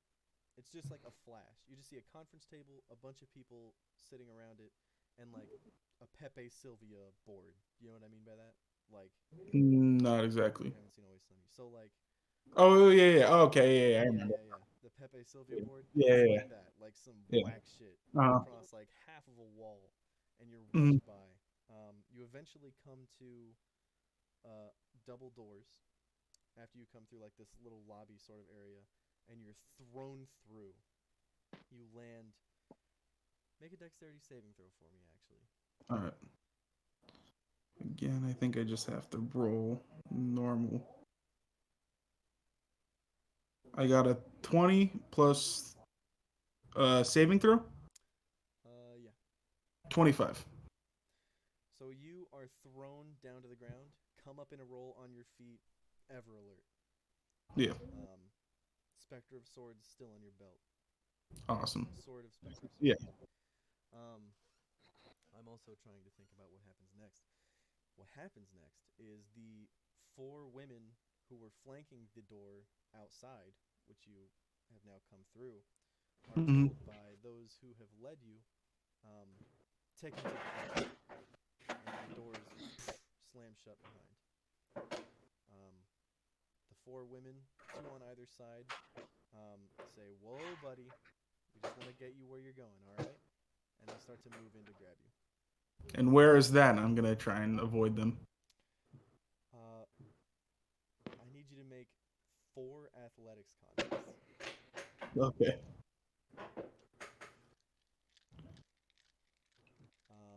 Athletics, or can I use acrobatics?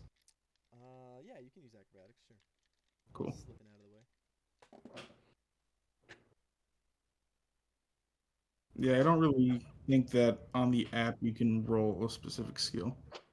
That's unfortunate. Yeah.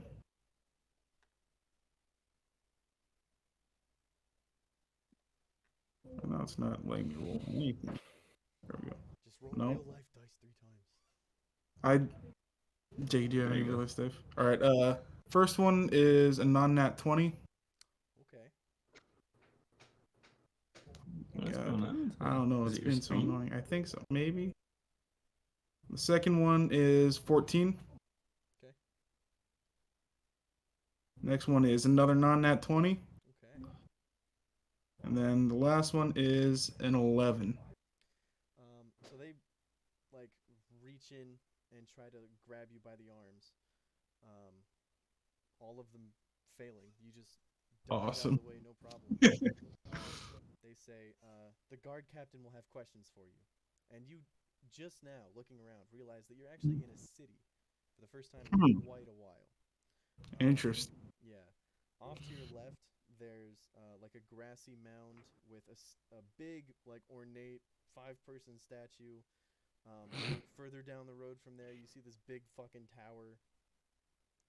Off to your right, you can see there's another, like, smaller building that looks like some sort of workshop with some art pieces out front, and then a gate down that way. Another one on your left as well. I say to them, if the guard captain wishes to speak to me, he can speak to me of my own accord. I don't need you to bring me. The one who spoke before says,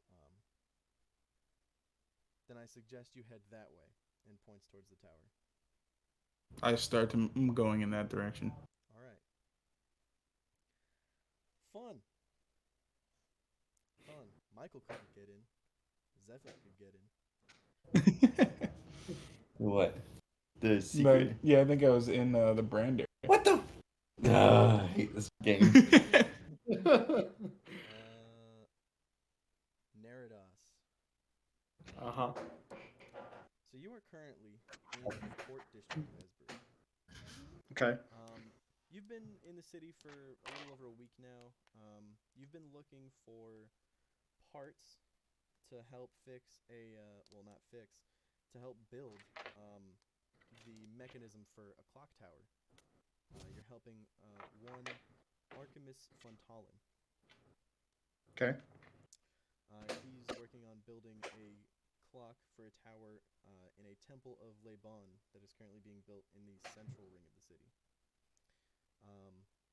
In the process of looking for parts, you found that a shop known as the Knick-Knack, a custom metal trinket shop owned by Caleb Tolm, can make the parts that you need. You have commissioned him and just need to pick up the parts and bring them back to Artemis. Okay. So, do I know where his shop is, or do I have to find out? You've been there before. You know how to get there. Okay. Okay, so I'm kind of strolling down the street, and I'm like humming to myself. I'm thinking, gonna get the parts.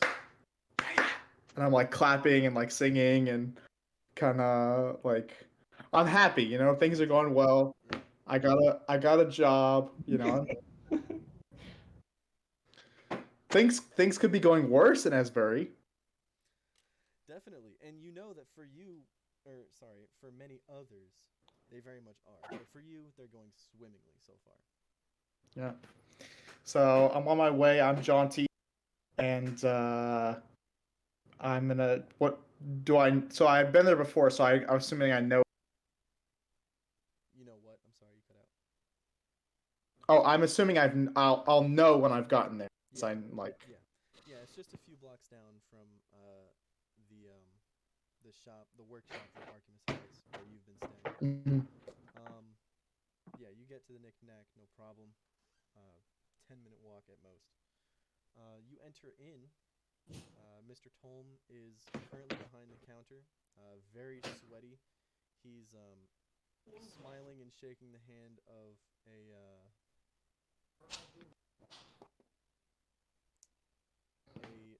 gnomish man who has sort of a pep in his step and has left a large sack of what you would assume to be coin as he departs past you through the doorway.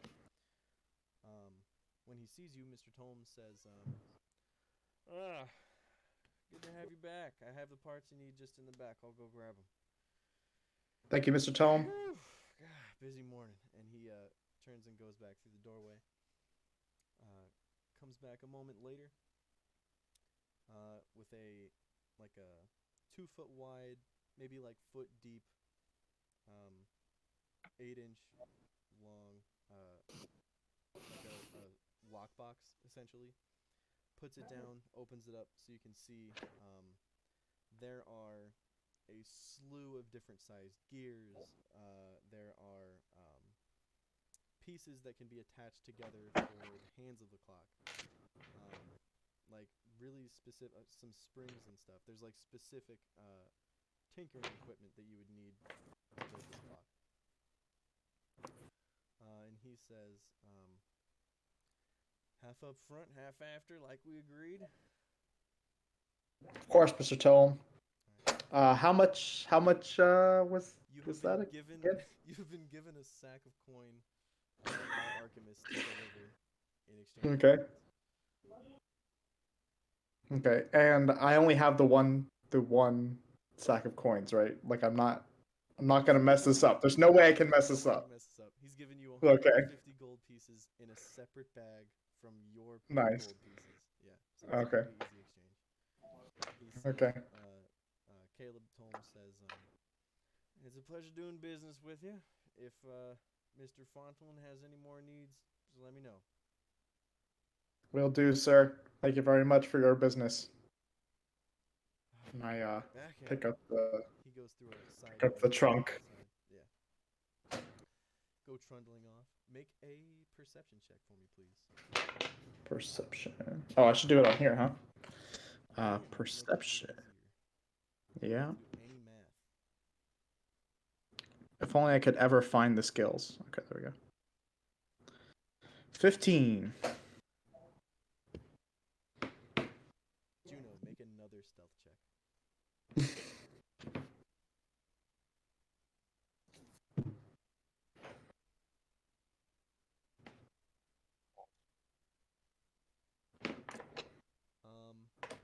Juno, what are you doing in the middle ring of Esbury right now? Okay. So I got to Esbury recently because I heard since it was rebuilding, I figured security would be a little bit more lax than it would be normally. So I came looking to steal some shit. So I guess I'm like kind of just lurking in an alley, scouting around, What happened last night? looking for things to steal, I guess. Just kind of leaning against the wall. Okay. There's nowhere to go fast. Like, where is he going? Neradas, right? Yeah. Walking down the block, before you even get to take your first turn to get back to Archimist's place, you see a pretty bad-looking dude, and you are suddenly very glad that you no longer have the money on you. Juno, would you please describe yourself? Well, I sent that mini. It's pretty close to what I imagined. It's like got like desaturated, like light purple skin. It's got like those horns that kind of curve backwards and behind you. He's got like a tail of the same color. His hair is like kind of like a darkish blue, as well as his eyebrows. He has like gray eyes. He's like 5'9", I think. He's like a little thinner than he looks in that mini. Okay. And he's wearing pretty much those clothes that I sent. Lit. I like it. Yeah, so so Neradas, you see this tiefling who's clearly on the prowl for coin.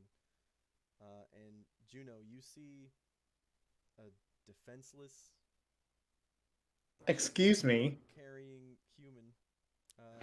Neradas, describe yourself, please. Yeah, so I'm a human. I'm about 6'1", and I wear these like kind of like the best way I could describe them is like braced overalls. So I have like my tool belt and my like knee pads and some like hand wrappings on my to protect them, and I've got like dirtyish blonde hair, kind of like slicked back, and yeah, so that's kind of my character. So you see a wealthy enough looking dude, his hands currently occupied, and his belt ripe for picking. Juno. Can I like perception to see if he has anything on him like that would be easy to pick off? Yes, make a perception check. Okay.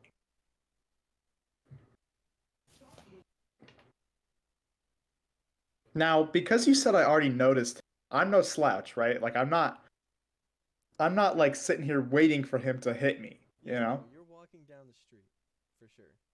Like you saw him All right. when you were walking by, and Is he coming towards me or is he behind me? At this point, he's behind you. I'm assuming you would have kept walking, unless you want to play this differently. With that, I, Juno, he's got a lot of tinkerer's tools that are probably not super cheap on a utility belt that's prominently over those overalls. You can see a couple sacks strung up on there as well, like traveler's pouches. You said Um, what did you say he was carrying? Like he was carrying something? He's carrying a decently sized like lockbox or trunk. Ooh, okay. Yeah. I'm not gonna like directly approach him or anything, but I am gonna like kind of shadow him, I guess.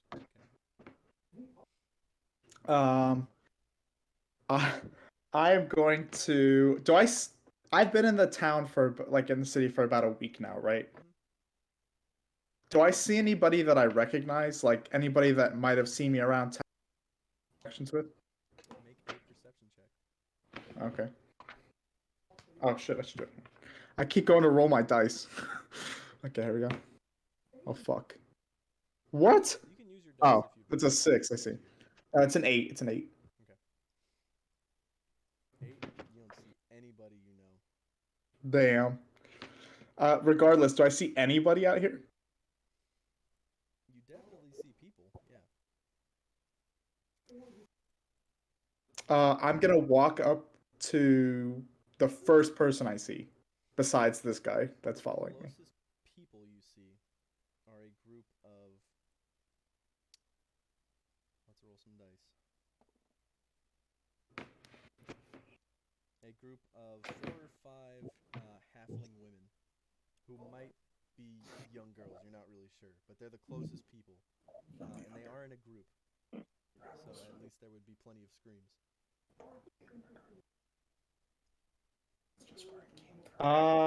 I'm going to. That's badass. Okay, little girls. Not this fucking thief. Shit down there. Oh, I got an idea. Okay, so I'm gonna walk up to them. Are they like short? Yeah, they're like 3.5 max feet tall. Okay, so I'm gonna start playing whatever the equivalent of Duck Duck Goose is. Carrying this I'm trunk. yes, I'm gonna like go like this and go like duck, duck, duck, duck, and I'm just gonna keep saying duck and going around in a circle. Make a charisma check with disadvantage. Juno, what are you doing as you see this begin to unfold? I'm kind of dumbfounded. I have no idea what the fuck this guy's doing. Hold we on, like- it's a charisma check Yeah, or saving throw. check Okay, so I'll just do this with disadvantage. with disadvantage. Oh shit! It's not like that was much better. A 5.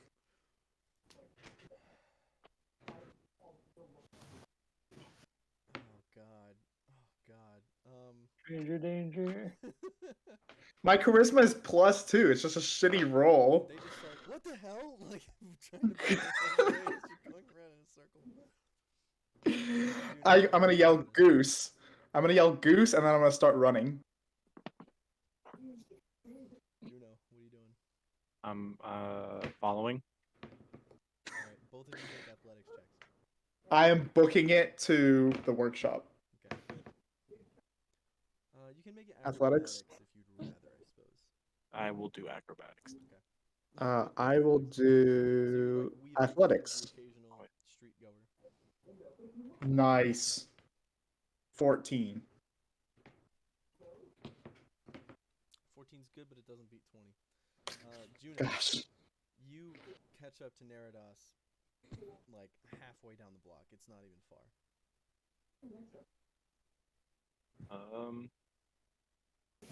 Does he know I'm there? Does he know I'm right behind him?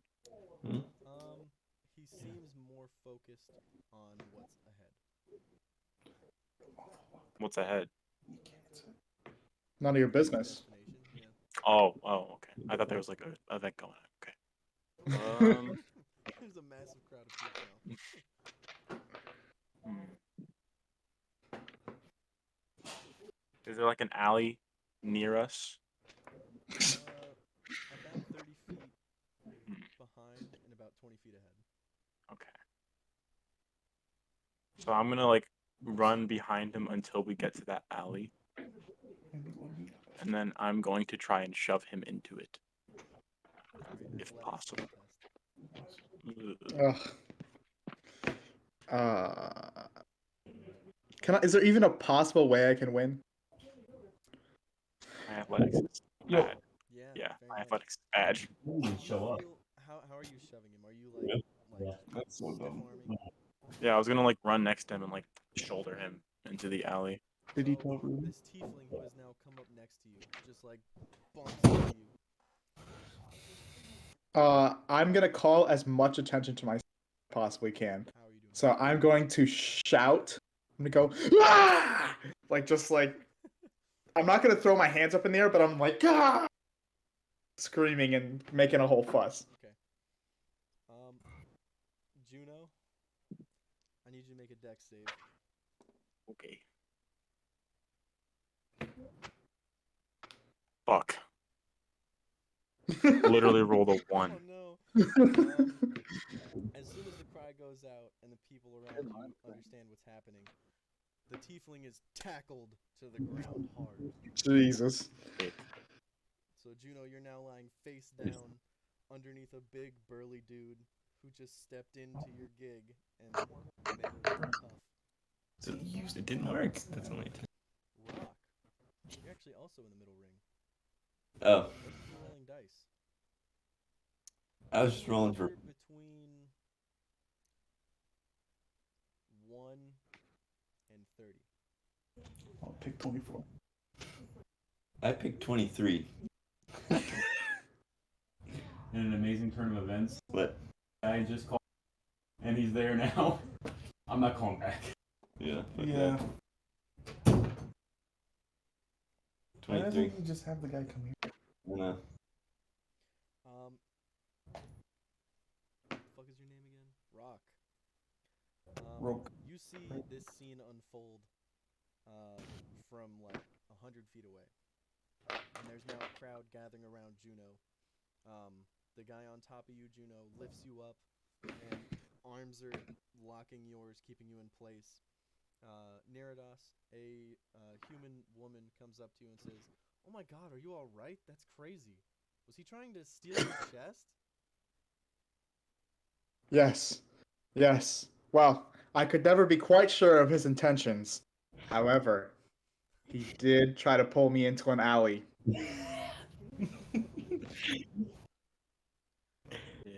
God, be too careful on the streets. You're lucky that we were here. And she walks over to the big burly dude, and he says to Juno, "Alright, we're gonna take you to the guard captain now. Don't make this any tougher than it has to be." Okay.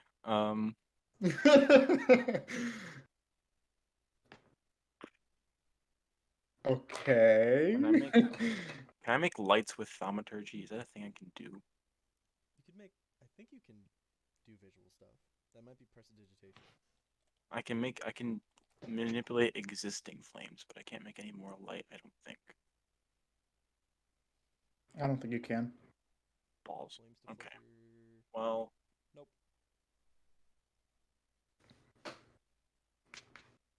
yeah, I'll try to talk my way out of this. I'm gonna say, I don't know what you're talking about. I was going on my morning jog, as I usually do, and I happened to bump into this guy. I mean, he had a large chest. I guess I didn't know he was carrying that. Bumped into him. Harmless. It's harmless. I wasn't trying to steal anything. You have Oh no my proof I was trying to God. steal anything. Sounds Neradas, very you can make an insight check, and roll me the deception. Insight. Holy shit.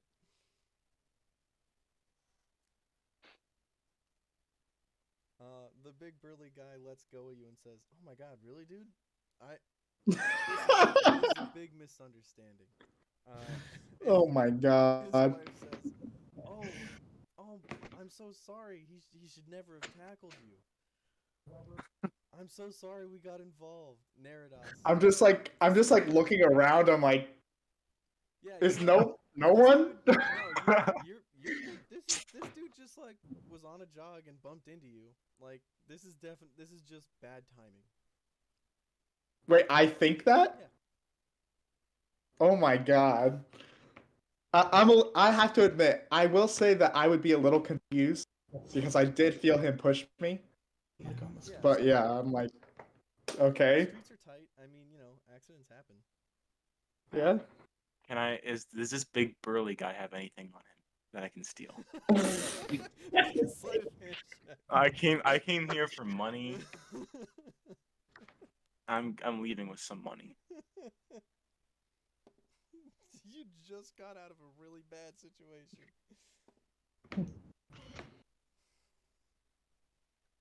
My God. Neradas, what are you doing right now? I'm going to Neradas, I apologize. I'm going to turn my back towards where I'm walking and start walking backwards with my chest in my hand, just like slowly but surely, like keeping an eye on those two and just like, okay, I'm gonna back up. Okay. So I'm not totally comfortable with the situation yet. I'm just like, you know, this is a lot of excitement for my day. Yeah, definitely. So how like obvious is this whole interaction or You can make a perception check if you'd like. stuff going on? If you approach and are like looking at what's going on.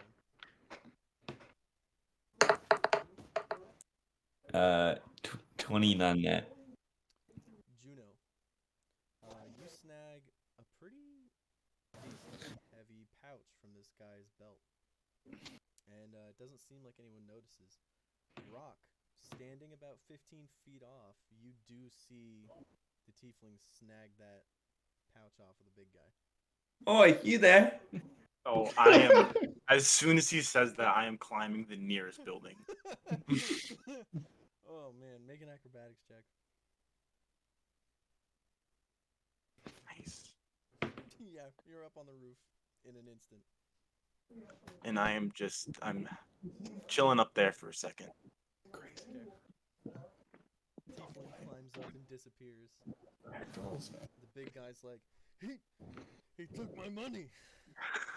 Can I do something? God, yeah, go ahead. I'm gonna cast the command spell. And I am going to speak one word. It's a speak one word command to a creature you can see within range. The range is 60 feet. The target must succeed on a wisdom saving throw or follow the command on its next turn. The spell has no effect if the target is undead, if it doesn't understand your language, or if your command is directly harmful to it. Okay. The way this is gonna work, because Juno is climbing up onto the building, you can't necessarily see him as you cast the spell. He's like disappearing from you. So Juno, you Okay. have advantage on this saving throw, but I will let you say a word for command. Okay, I'm gonna say stop. Wisdom saving throw with advantage.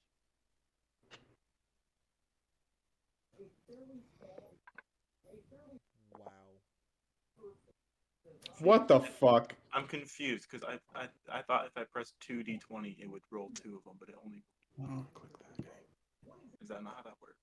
Well, it looks like you rolled a wisdom save, so Yeah, you better hit the press. modifier, I think. I'm so confused. Either way, that's a 20 anyways. Yeah, I'm not gonna either roll way, higher than that. that's the highest you can get. I've been having some good fucking rolls. Yeah, that's what me and Josh Oh, were no. talking about. Yeah, we were saying that went to you. You're cheating. Cracked rolls, man. Yeah, I fucking hacked D&D Beyond.com. That's what I did. his dad works for D&D Beyond. Jesus Christ. Alright, the spell has no effect, and the tiefling disappears Gosh from view dang it. on the roof of the building. Roque, you are there with that couple and Neradas, though.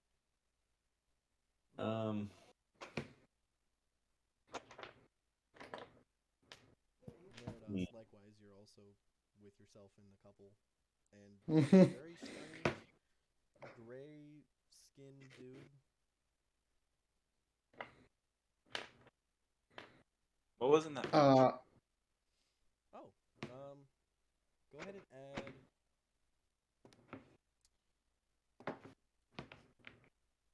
15 gold pieces. Actually, no. What would that translate out to? 75 silver pieces to your inventory. I'm gonna shout out, quick! Someone who's not carrying something expensive, go after him. All right, Big it's burly guy just looks up and says, "I don't know what you want me to do about that." It's your money. Hey, I am going. to, but I can report a crime. I'm going to try and chase him. All right, make an acrobatics check to scale this building. Fuck! I thought you were gonna say athletics. I mean, I suppose we can make it athletics. I just want you to Oh, tell yeah? me how you're climbing. I just want to like. I don't want to do like crazy jumps or anything. I just want to like climb up it like really fast. All right, then I need a high athletics check. Ooh. Wait, oh no. Huh? That's a 7, That's I a guess. 7. Yeah. Yeah. You get like up to the top of the first floor because it's a 2-story building, and your grip starts to slip, and you're in this awkward position where you can't go higher, but you're not falling. That sucks. Let's go. I'm actually okay. So I'm gonna take half of that silver and then I'm gonna throw the bag back down. Okay. So behind you hear this gold, this coin pouch falls behind you. Big burly guy says, "Oh well, I guess he's half decent." Counting out the coins. Oh, so he got some of his money back? Yeah. Oh. And I'm going to flee the scene. Okay. How much money? I'm gonna climb back down. Okay. And I'm gonna ask him how much money he's missing. Around a little over 30 silver. How much is that to gold? That's like 7. Okay, I give him 7 gold pieces. Oh, you don't need to do that. I'm gonna do it anyways. No, Wait, he isn't says that. 1 silver 10 gold? No, I know he says that. 5. Wow. Yeah. So this thing's wrong? Oh, if it says differently on D&D Beyond, then I'm wrong. Yeah, it says 10 per. Yeah. Oh. It says 1 gold equals 10 SP. Okay.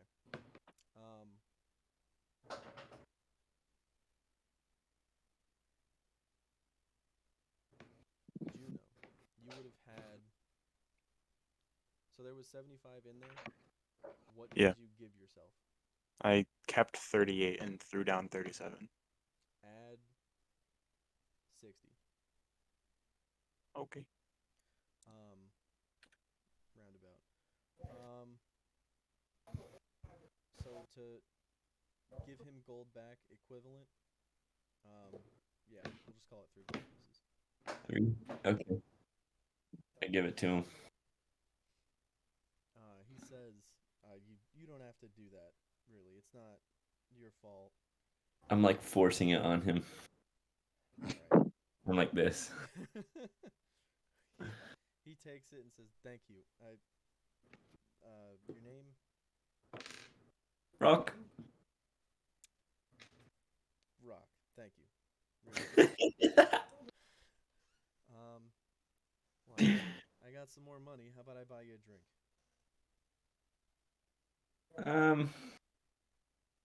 No thanks. I don't drink. Suit yourself. And he walks off with his wife towards the tavern. Neradas.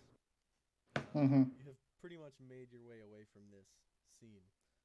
Juno, go ahead and make a stealth check just to get away without any issue.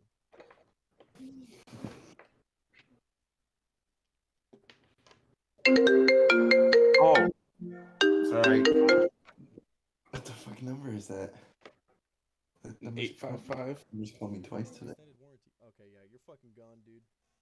You're in the shadows, midday, on top of a building somehow. Let's go. Is there like a restaurant around here? Do I see like a nice place to eat? Yeah, there's Fast. actually a couple bistros. There's a pretty nice looking tavern that you would assume has some good eats. I'm gonna go to that tavern. Oh, so you can hold all the patrons at knife point and steal all their food? Roque That guy just bought me lunch. and Neradas. What would you like to do? I am going to. At this point, I'm like worried. Like I'm like, what the hell is happening? Everything was going so well, and now I'm like paranoid. So I'm just gonna like shuffle very quickly back to the workshop. Okay. Roque, what the fuck are you doing? You see this dude who was almost robbed, but someone else got robbed instead. This dude just making his way away pretty quick. And What's in the his small crowd that is coming back has dispersed. What's he carrying? A trunk of stuff that he's now like clutching very close to himself. I go, oh, you there? I'm just gonna let out like kind of like a whine. Like I'm like, leave me alone. I'm just gonna keep walking. I mean no harm. I'm Roque. What is in that there chest? I'm like gonna stop. I stop and I don't turn around, but I'll say stuff and things. Just like kind of questioning myself. Yeah, Roque loves. No, actually, no, he's not stupid. I love stuff and things. Knowledge, books. I will follow you. oh boy. Uh, don't. Excellent. I will. This is grade A. Oh man. Hey, listen. Alright, I'm gonna set the trunk down, and I'm gonna sit on top of it. Is it like tall enough for? It's like maybe a foot tall. Oh, okay. It's such a tiny So, lockbox. I'm gonna put it down, and I'm gonna put my foot on top of it, like kind of like kneeling on it. Not like kneeling on it, but like resting my foot on top of it. Right. And I'll wait for him to catch up. Okay. Roque, you approach this person. All right, where are we going? Well, I mean, it's not so much where we're going as it is I have a job to do and you're preventing me from doing that just slightly. Like you're not like stopping me, but you are slightly inconveniencing me. You know what? You know what? You like books? I love books. Wow. Okay. So, Book in there. you know, it's tough to say, but I I'm gonna mean, wager a very probable guess because I've seen what's in here. And I know that there's not a book in there. I'm gonna guess there's not a book in there. But you can you know what? There's something that's really been bothering me. It's really been kind of scratching the old noggin. Um, could you find me a book about destiny? I have this book I just bought here. It's this book about the afterlife. Ooh, that's a little fateful, don't you think? Not so much destiny. That could be your destiny. You could die. Whoa, that's heavy. Now it's a book. Have you started reading it yet? No. Let's walk and talk. That's what I'm saying. That's what I'm saying. Okay. So I pick up the trunk and I let him follow me. So easy. Alright, Roque, you're now traveling with this person whose name I don't think you know. Did you exchange names? No. No? Actually, he knows my name. I introduced myself. Right. Yeah. I'm gonna say, well, I suppose it is a bit rude of me. Sorry, I'm just a little bit, shaken up from today's events. My name's Neradas, Hello. and then we're gonna head to the workshop. That's where I'm going anyway. Okay.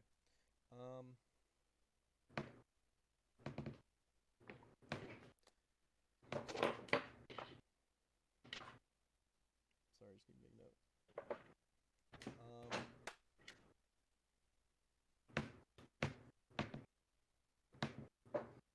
Zephant and Tahna. Yo. Tahna, you've been in this office of Mr. Louis DeFleur waiting for him to come and release your half-orc escort for some time now. You think it's maybe been an hour or two. He must be a pretty busy guy, you think. Maybe they have a great need of guards. While you're sitting here, Zephant, you are given directions once you approach the royal palace. You are given directions to DeFleur's office, where you should be able to find him and report whatever crime or, whatever happened directly to him if you so chose. There's a crime. You were asking for the guard captain. Oh. Well, I'm at the guard captain now. You are at the front door of the royal palace. You've just gotten directions into the royal palace, where someone can lead you there, to the guard captain's office. I will not take that. I'm not going to ask anyone. I'm going to approach the door and assess the situation and look for entrances. Entrances into the office, or do you mean like to the palace? If I know around where the office is, then yeah, I'm going to try and head in that direction. Okay. There's a door that you Any windows? There are no windows. This is on the this is like the innards of a square, like arrangement of a building, right? So it's not a square building, but it's corridors in a square organization with a courtyard in the center. This room, you can tell, would be on like the very inside of that building arrangement. So you don't think that there would be any windows into it? The one door that goes in, are there guards in front of it or anything? Nope. All right, then I just enter. Cool. You enter in and you see a satyr seated in one chair and a half-orc, kind of just with his arms crossed, standing in the corner of the room. You enter and he goes, "Hey." I was told to speak to the guard captain. I'll be in a minute. Where is he now? Should be in the tower there. Okay, thank you for your service. I'm gonna leave and head towards that tower. Cool. I'd like you to roll a d20. Okay.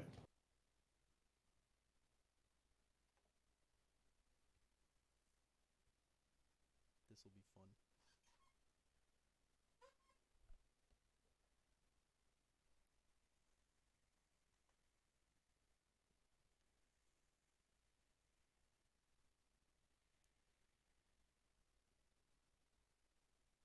Sorry, I have to pull it up on the stupid. No, that's cool.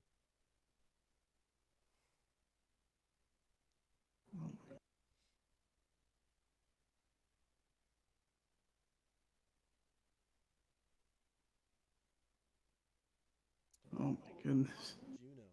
Not like to work. Yes. In the meantime, There we go. I got a 3. we'll get to it. You got a 3. Yeah. You get to the base of the tower, and a woman says, "Oh well, hi there. How can I help you?" I'm looking for the guard captain. Looking for Captain DeFleur, eh? Well, he's been upstairs. He should be down. Oh, and the door opens up, and out comes a. Let me just double check his race because I do not want to get this wrong.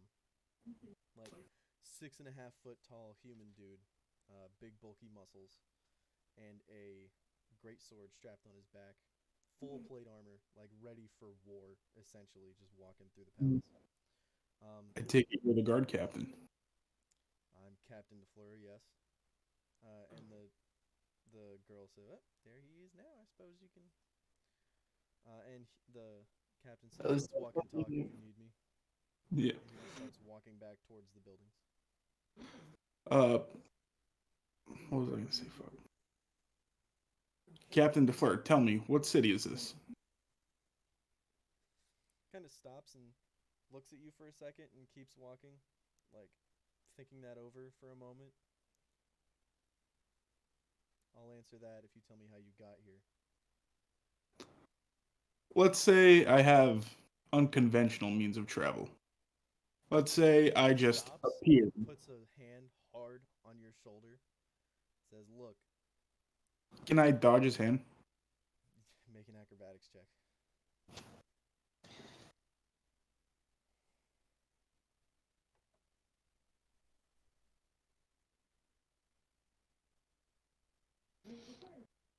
Oh my god, Jay, do you see this? I don't understand what's going on. Yeah, I'm just gonna roll it on your thing. Yeah, just Like that.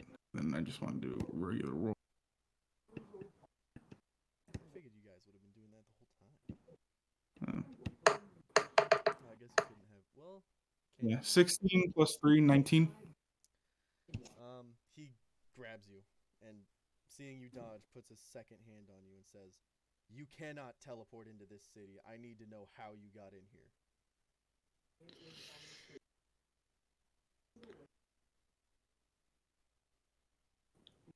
Just because I arrived in this realm doesn't mean that I traveled through this realm.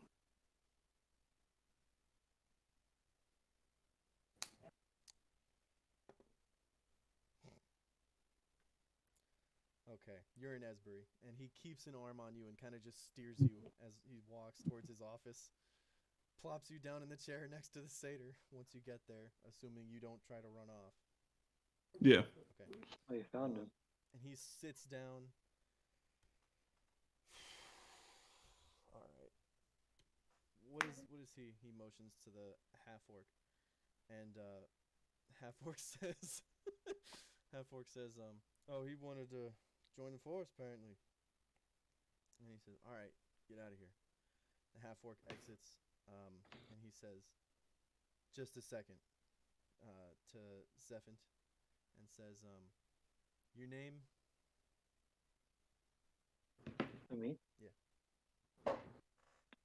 I'll stand up. Tahna. Are you wearing like a really long robe, or are your legs exposed? Legs would be exposed. Okay. Then he sees, fur, goat haunches and hooves. You said your name, right? Mm-hmm. Yeah. He says, "Well, interesting. We haven't had a I don't know that I've ever even seen a satyr in person." From the forest. No shit. What weapons do you like to use? Partial to crossbows. I still have it on me, but I don't dare draw it here. Good.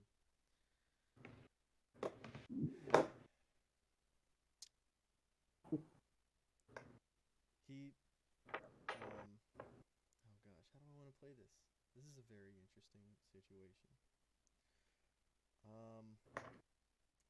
He says, to you, Tahna, he says, well, normally I would put a bowman on one of the turrets, but I think I have your first assignment in mind. And he kind of like nods to Zephant and says, how do you feel about being a personal escort for the time being? I'm fucking giving this dude the like fucking like evil eyes. Hardest bit, yeah, okay. What is it that he has done? That's yet to be determined. And he kind of looks at you with his eyebrows raised, Zephant. I've Maybe done you want nothing. to elaborate on that. I've done nothing wrong. Breaching a city's walls without an explanation, I'd call that something, at least for me, to be concerned about. The entrance I arrived at seemed rather unprotected. And where Perhaps might that you have don't know been? the city as well as you think. Where might that have been? It's hard to say, really. He looks back to Tahna. Kill him if he gives you trouble. I don't care. He stands up from his desk and just looks at the stuff that he has assorted and God damn it. You're behind him. Come with me. And he goes to walk out of the office. Motions for Zephant to follow him. Yeah, I'll follow. All right. You go to a you go all the way down this like leg of the building, this side. Find a doorway that leads to some stairs going down. Zephant, that probably seems a little comfortable to you. Yeah. We actually have gotten to it. I should have done this a moment earlier. Zephant and Tahna, please describe what your characters look like. All right. Zephant is around 6 foot. He has what appears to be white hair, but like looking at it, you can like almost like transparent. He has light blue skin, very like pronounced like cheekbones. Like his face like almost looks more bone than it is like meat. Same with the rest of him. Like all of his like he has very like bones are like sticking it like you can very clearly see where bones are in his body and very like sunken in yellow eyes, light blue skin. I don't know if I said that. He's wearing a dark brown duster with just like normal clothes under it. Cool. Tahna, I mean, the general look is probably understood at this point, but if you want to elaborate. Yeah. Tahna is a 5'9" satyr, so his face is human, though he's got little fawn tail and fawn ears. He has hooves, and his hands are more. His arms are mainly human appearing, but maybe a little bulkier. Um, Hair along his arms turns into more fur as it reaches his hands, which are maybe more claw-like, more just like really big hands. Hooves, obviously for feet. Fur on his legs. He's wearing over top. He has a cloak, temporary, something to cover his head, which has horns that kind of curve backwards. You can see in the picture. Underneath, he has a sort of cloth uniform wear. It's kind of orangish, darkish orange. And along his arms, you see, well, actually, you wouldn't see that because of the cloak. Green eyes, kind of dark auburn hair that transitions into sort of hints of red as it reaches the ends. And that's the general look. Nice. So you three are descending down some stairs. You eventually come to a landing. There's off to your left a pretty long, like dingy-looking corridor. You can see a guard standing at the end of it, about 30 feet down. On either side, there are two doors. The fleur goes all the way back and to the right, and opens the door. Inside are two, like, hay, pretty shitty cots. With like a rough wool blanket over top. There's a single nightstand between them, and one, like, rickety-looking dresser in the corner. And he says to Tahna, these are your quarters. Just make sure he doesn't leave. I'll be back later tonight. Does that work with you? Very well. All right. Later tonight we can talk about your assignment after this. He Gladly. looks hard at Zephant and says,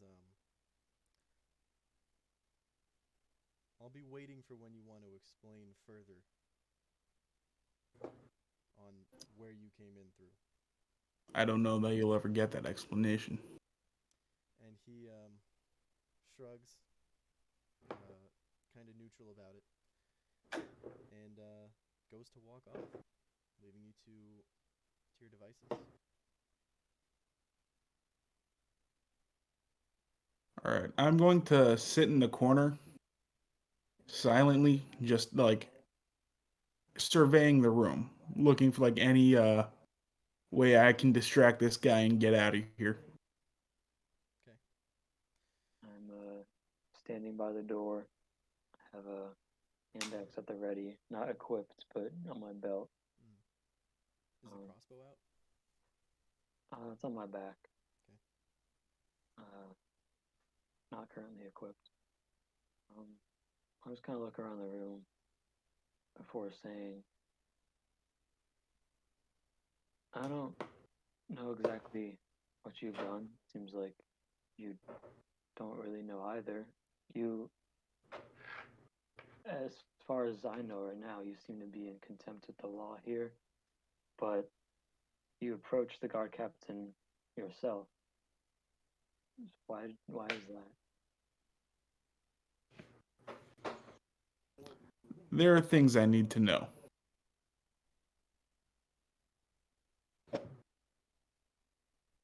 Well, people do quite the things for information.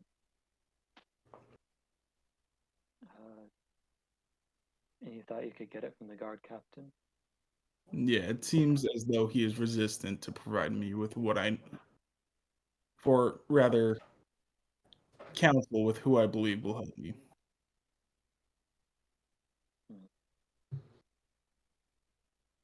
Well, and as you know, this is just business, so know that I have no personal qualms with you. I'm doing what I can to gain favor. I stay silent. Let me see. Zephant, you can go ahead and make a perception check if you want. Cool. Let me go ahead and do it here. And give me an insight. My perception's gonna be an 18. Or no, 21.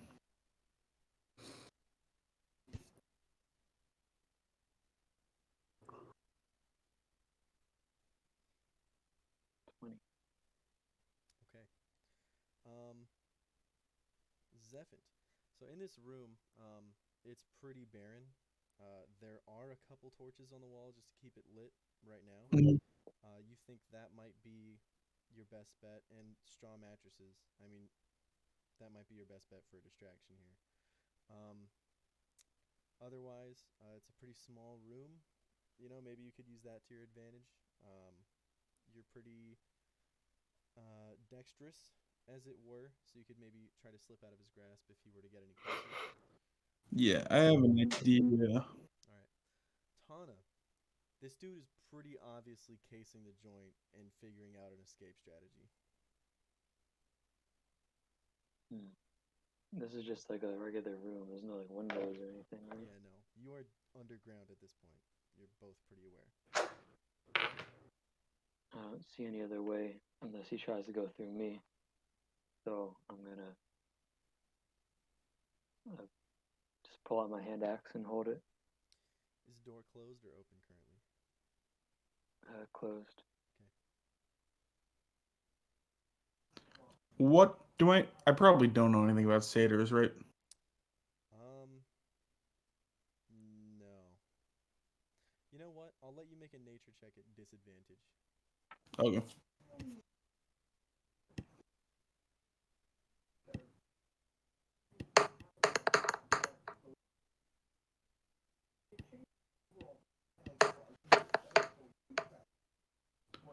So it's gonna be pretty low. Tough, dude. Nature 6.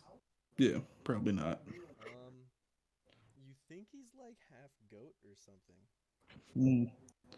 Interesting. Let me see exactly how this thing works. I'm actually gonna pull out my other hand axe. You're gonna have dual wielding. All right.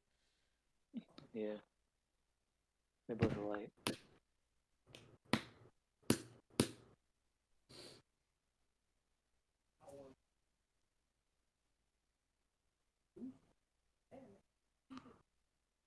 Seems like we're both not from here.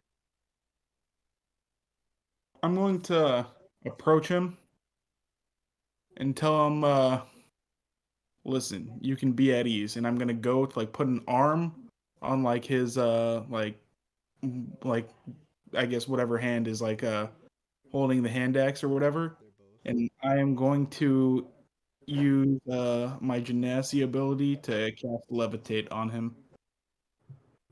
All right. Tahna, you feel your weight begin to give. You are no longer bound by gravity. Is there no save for that? There is, yeah, you got a con save. Oh, okay. Yeah.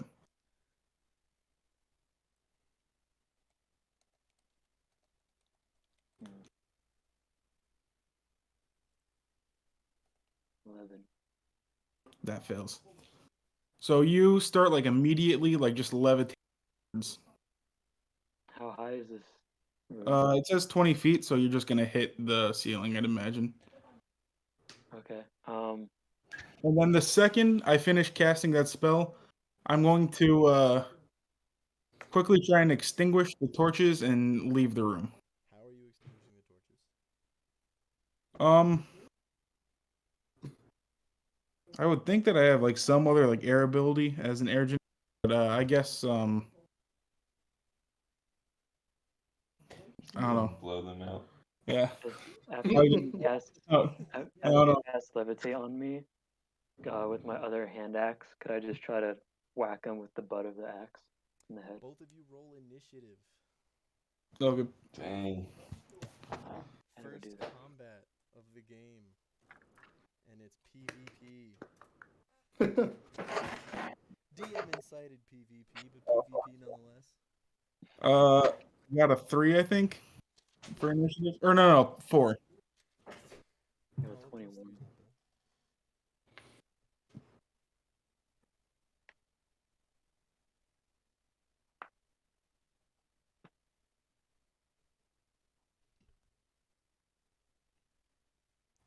All right, Tahna, go ahead and make that attack roll. You can actually make 2 if you're dual wielding. Yeah, I was gonna ask, so he's not restraining me or anything. So how do I make sure that this second attack is like a two-hand? What do you mean? Oh, I know what you mean. Normal attack is regular, and then the second attack is without Both of ability. the attacks are normal. The damage on the second one is just the flat dice. There's no modifier added. Gotcha. Okay. I'm not trying to kill him here, just Of course.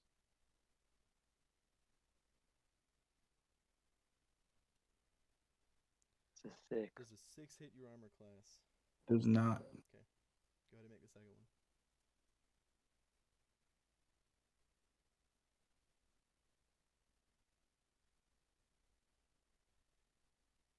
Probably 11. Does not hit my armor class. So, all right. Tahna, you take 2 swings, missing wide as he rushes to put out these torches.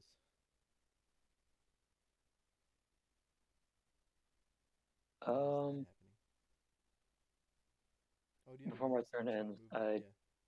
I want to see maybe as a free action, I'll just shout out guards.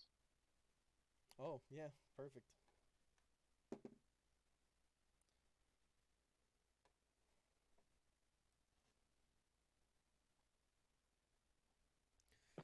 All right. All right, Zephant. All right. I put out the torches? Are you just like gonna bat him, like run Yeah. back over and then try to rush past him through the door? Yeah. Yeah, you can. I'll say it's an action to put out both of them. All right.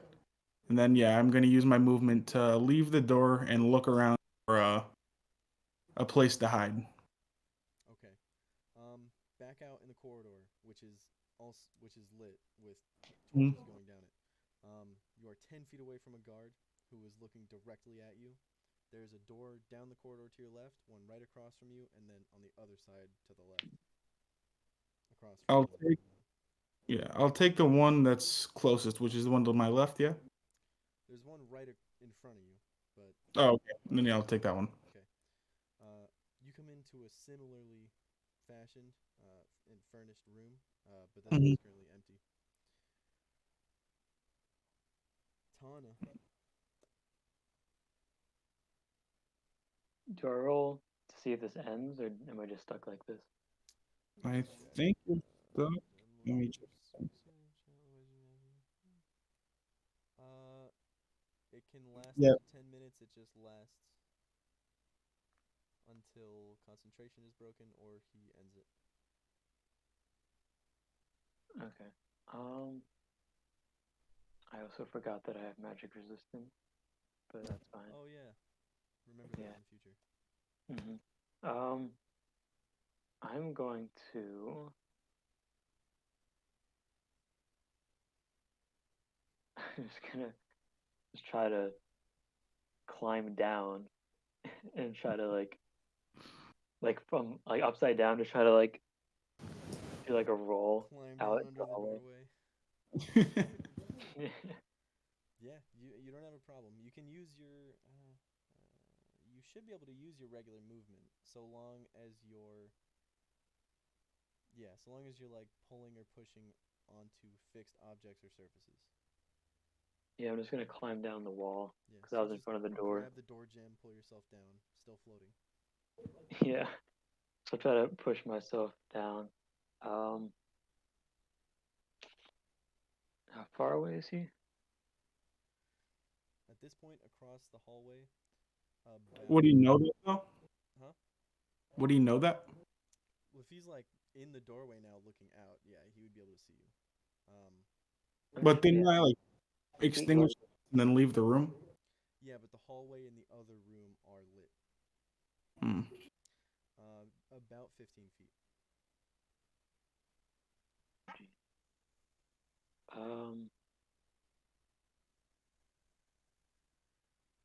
25 feet.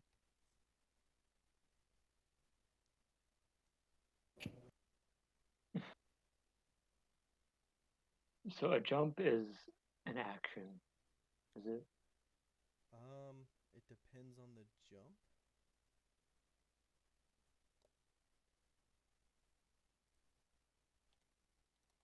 How high can I jump?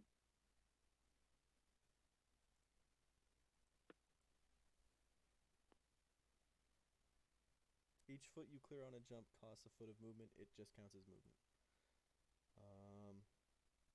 But I mean, you can just use your move. I'll say you can use your regular movement, just levitating.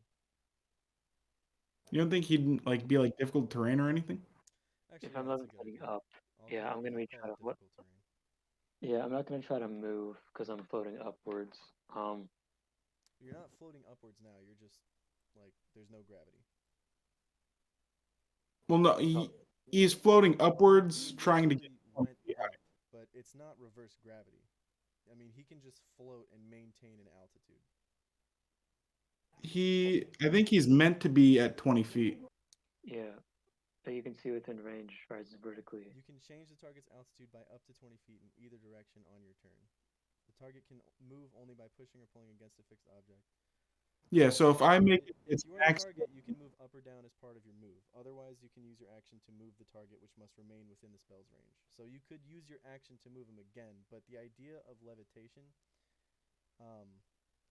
it does what are you rise reading? vertically and is suspended there, but he can keep himself moving. So he can choose to like continue moving downwards and keep himself there.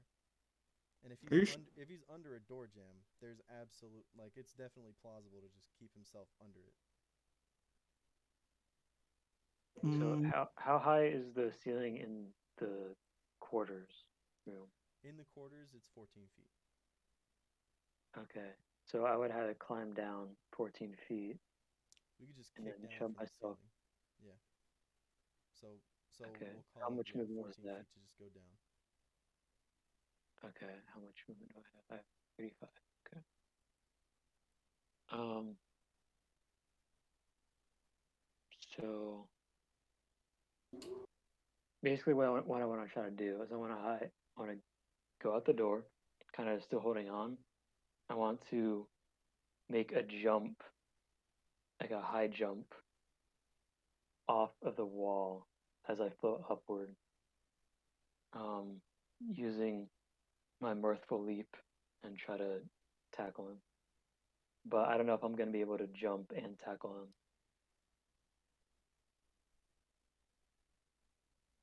And if he's 15 feet away, I don't know if I'm going to reach him. Call it a long jump. Would it be a high jump because I'm like floating? Well, you'd have to go horizontally once you get down to like about ground level because he's across the corridor. Mm-hmm.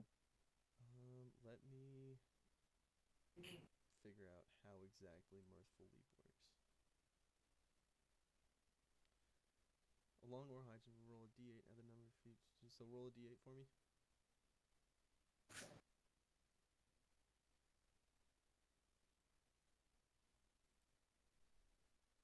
I think I would only high jump 3 feet. Well, it's Or high jump. 5, It's 3 plus strength. which is 0. If you're just standing, yeah. So 3 plus 5. Oh, So if 8. you move at least 10 feet, but okay. Standing high jump. So 1.5. And then with mirthful leap. Yeah, so you can get.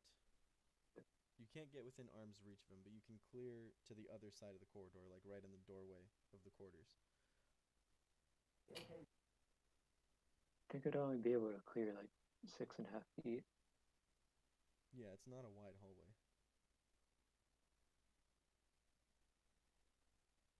Well, I'll do it, and that'll be my turn. Okay. The guard enters the room, pulls a hand crossbow. Does a 17 hit your armor class, Zephant?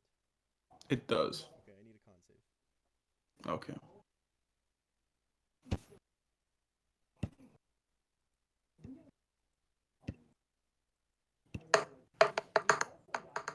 That's rough. I definitely feel it. It's probably a 3, I think. Tough, dude. Let me double check. 5 or more.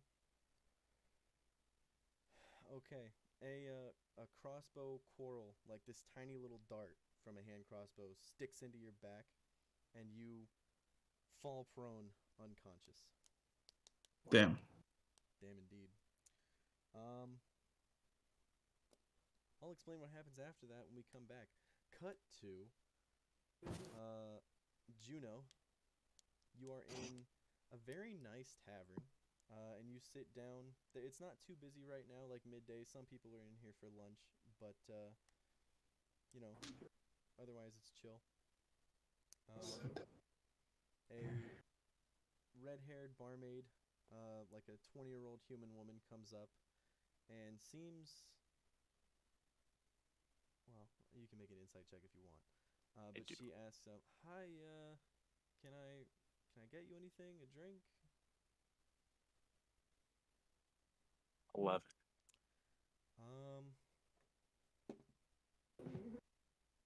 She seems put off. I'll like pull down my mask and like, like smile as I'm talking to someone. All right. Try to like not seem so suspicious. I'm like, yeah, can I get a menu? I'm actually looking to get some lunch. We don't have our full menu right now. There's a bit of a shortage in what we're getting in right now. But I can offer you some boiled mutton with cabbage. The meal comes with some beer, or some baked chicken with a side of cheese, some cider. The chicken and cheese sounds pretty good, actually. Cool. I'll go grab that for you. And she rushes off behind the bar to the kitchen. A little while later, you are feasting one silver piece lighter on a baked chicken breast, some nice cheese, and a healthy tankard of cider. I will. You said it cost one? Yeah, one silver piece. Where is my money? There it is. I'm going to tip 5. Feeling very generous today, are we? Yeah. Had a good day today. Good day at work. Felt like having a nice lunch. So thank you. I'll definitely come back to some good food. Derrick.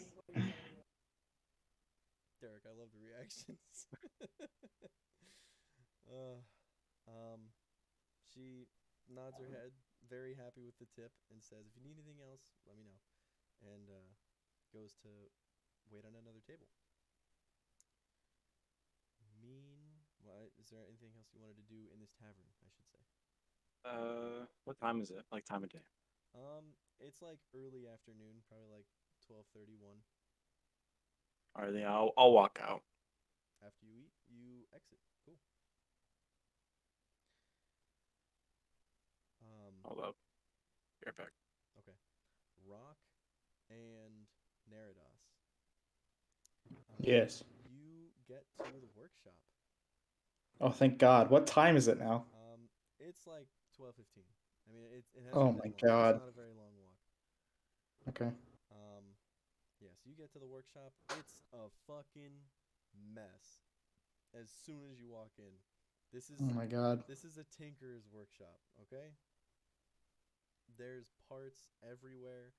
Obviously, I mean, you can see the main project in the center, hung by big chains. There's this like almost like a bottom, like a crate bottom with this big mechanism on it.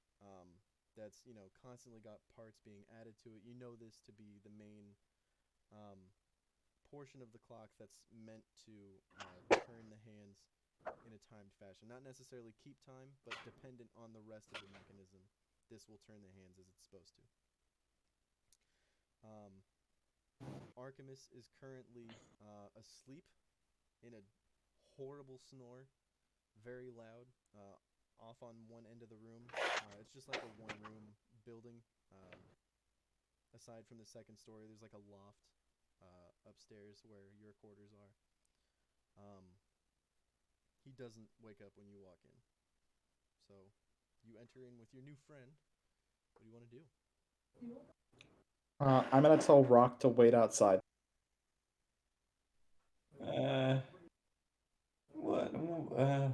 What is this place? This is the workshop of my. What am I, an apprentice? Like, what is this guy to me? My employer? Yeah, you could call him an employer for sure. Yeah.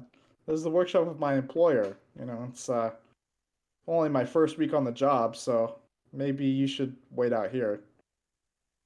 I think I'll have a look around. Just gonna walk. So he Just gonna walk in, Yeah, okay. he tries to just walk in behind you as you enter the shop. I'm calling out. What is this guy's name again? I'm sorry. Let me get the last name. Lonmonfondon.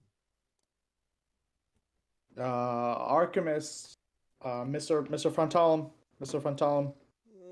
What? I got the parts for the clock that we're building. As soon as you say parts, his eyes shoot open, and he hops up out of the bed, still fully dressed, covered in grease and grime.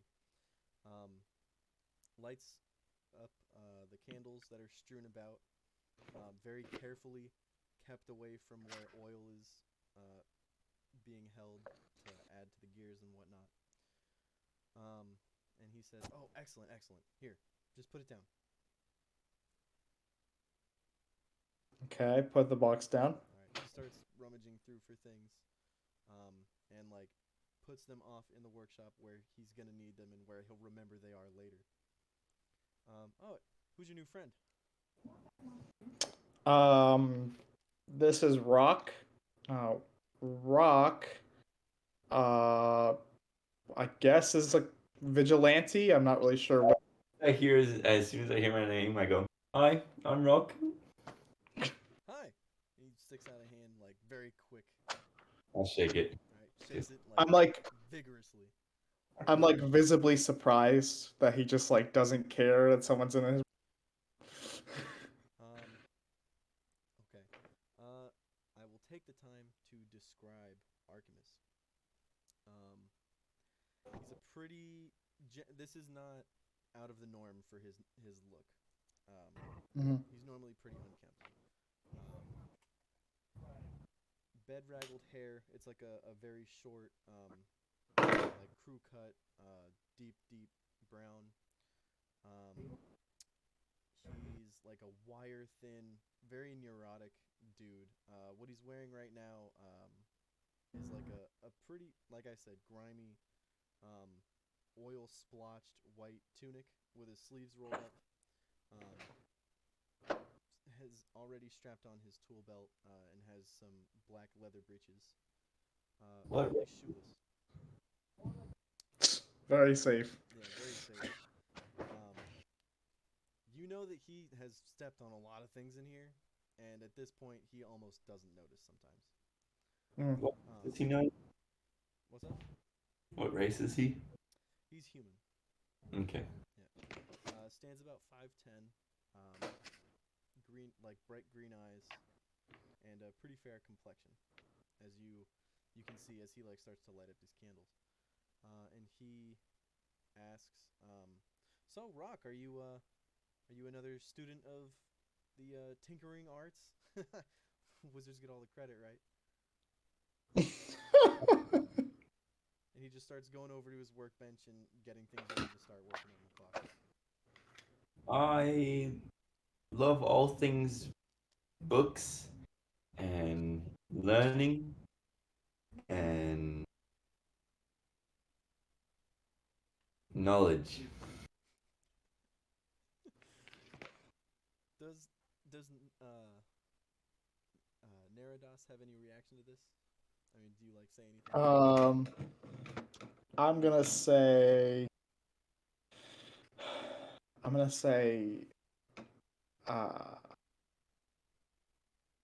Yes, he's very good at what he does. And just kind of like shiftily like look around. I don't know this guy whatsoever, so I'm just like trying to him. I don't know what to do. All right. Well, Roque, what we're working on right now is working on a clock for a church. Clock and Rock. That's really funny. And he's just like absentmindedly talking to you, like over his shoulder, like glancing back here and there. Once he's got his what the fuck, utility belt all apportioned correctly, he waves you over and says, "Neradas, give me a hand." Just a minute. I'm gonna pull Roque aside, and I'm gonna tell him that I have a task for him, and that it's a research task. Roque, I have something important to tell you. Yes. So, you're gonna think I'm crazy, but I have but a long time ago, when I was just a little boy, a man was peddling on the street. And he was selling something very peculiar. And until now, I've just never had the means to find out. He was selling destinies. I know, exciting. He was selling every little boy and every little girl their own destiny. He promised that he would take those destinies to the powers that be and convince them to make those destinies fulfilled. Now, I don't remember his name. His name. I don't remember his name, but I need you to find out. The reason I came to Esbury in the first place was, one, for work. There's lots of stuff to be done around here. But two, I heard he was here. I need you to find out what his name is. And then come back to me at the workshop. I'll be here all day. It's what I do. You kind of cut out, but I think we got the gist. Okay.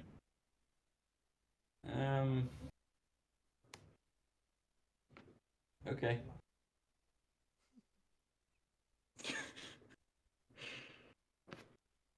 All right, so Neradas, do you go over to help? Yeah. Wait, wait. What do you say? Yeah, as he's walking away, no, I'm gonna insight to see if he's like trying to like Trying to fuck with you and get rid of you, or shoo me out of here. all right, yeah, go ahead and roll insight. 13. He seemed perfect. Well, actually, don't metagame here. Neradas, Yes. have you in fact heard that he was in town? I have not heard that he was in town, but the rest of it. No, I know the rest of it. Okay, go ahead and make Okay. a deception check. This is like an actual dude. It wasn't just before you made it.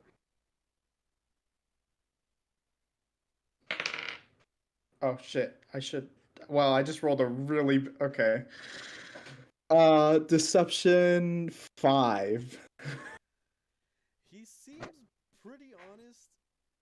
Like the story was definitely true, but you think he like the reason he's bringing it up and the idea that this dude is like nearby, like this random person he's talking about, and he knows that is definitely a way to shoo you out.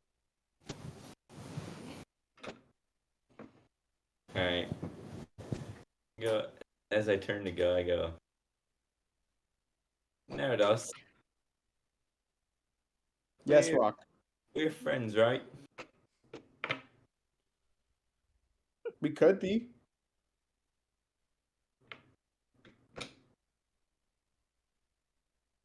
Would you like to be friends, Rock? Yes. Right on, you mate.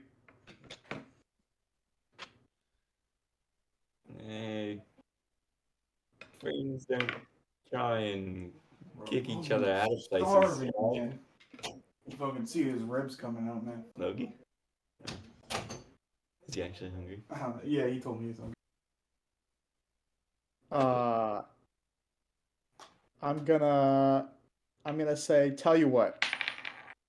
Wherever we're headed, it's I'm gonna say to him, you know what? If it's my destiny, I'm coming along for the ride. And I'm gonna tell him tomorrow afternoon when I get off of work, we're gonna go together to go find out what's going All right. So what? on. But for now, I do have work that I have to do. All right. All right. Okay. I like that. All right. Cool. Neradas, give me a flat intelligence roll. Oh Jesus. I will let you use proficiency because this is a Tinker Tools roll. Oh, nice. So what does that get? Like, what is that for a specific skill though? Wait, what does the proficiency in a flat roll give me? So it's a flat intelligence roll because you have to think about Yeah. how you need to be helping this dude. But you get Uh-huh. you get your proficiency bonus, which is +2, simply because you're proficient with Okay. Tinker's tools. Okay. Let's see. Yikes. Okay. That's a 12. So 12, yeah. All right. You work through the afternoon without a break, without even stepping away from this thing. And Archimus, at the very end, like after the technical like bits of conversation that you're trading just to like get the work done, he says, "Pretty good job today." Oh, he tells me?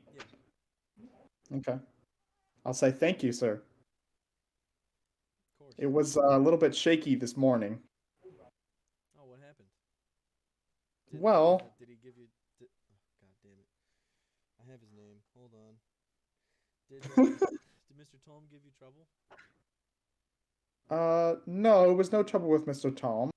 There was a traveler on the street who kind of shoved me a bit, and I think he was trying to get at our parts. Our parts. Why do you think that is? I don't know. He stole some money off another guy right in. Could just be a street thief. Might have thought there was something valuable. I wouldn't worry about it. Okay, Just keep an eye out next time you go on a run. will do. All right. Yeah, so you do a lot of good work for the next few hours. Cut to the thief in question. What exactly is what's your name? Juno getting up to in the afternoon? A great question. Made some money today, got a good hot meal.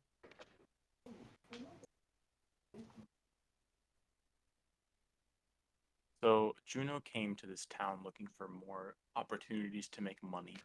He does like stealing. But maybe a job wouldn't be a bad idea. So on top of stealing, he's thinking maybe he's gonna pick up a job just to keep racking in the income, you know. And the people he sees in a job he could maybe learn about them, learn how to steal their shit. Whole new clientele basis if you're seeing hundreds of faces every day. So he's gonna go back to that tavern and ask for a job. Interesting. You just asked the barkeep? Yeah, the I guess whoever my waitress was, I'll ask her. She says she's still on shift. And says, "What are you trying to come for my job?" If you guys are hiring more, I mean, I'd be your coworker, I guess. I can check with the owner. Just give me a minute. And she walks to the back. Sounds good.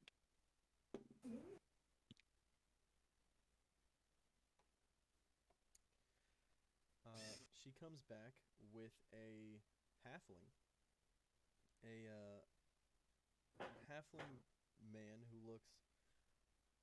I mean, it's tough to tell with halflings, but he looks like he might be, I don't know, like 70 or 80. I mean, still pretty young for a halfling. That's like middle aged. He says, well, looking for a job, eh? I would be, yes. Can I ask your name, sir? Juno. Juno. Interesting, interesting. Would you mind pulling that hood back for me? Yeah, of course. Horns and all.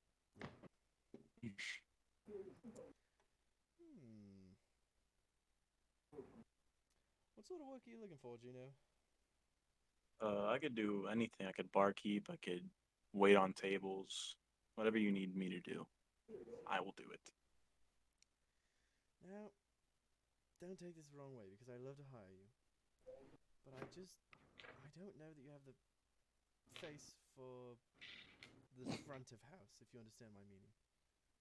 I'll work in the back then. Excellent. We need a new dishwasher. You can start tonight. Sounds good. Perfect. Pay will be 3 copper an hour. Fair enough. Garbage. Meanwhile, at the top of the tower, Cyrian. Hey, no mytho bars this campaign. You have to deal with copper. Yeah. The vast disparity of wealth. So what does Junis get up to until his shift starts? Having secured a job, you're set to start in like 3 or 4 hours. That's when he thinks he'll really need you for the dinner rush. I'll just kind of sit at a table and just kind of scope the place out, see what it's like. There's like an upstairs, right? Because it's a tavern Yeah. with like rooms and stuff. Okay. Okay. I guess I'll like also like walk around the building, see the exits it's got, just so I have like a good scope of the location. Cool. Give me just one flat perception check, and I'll tell you what you know.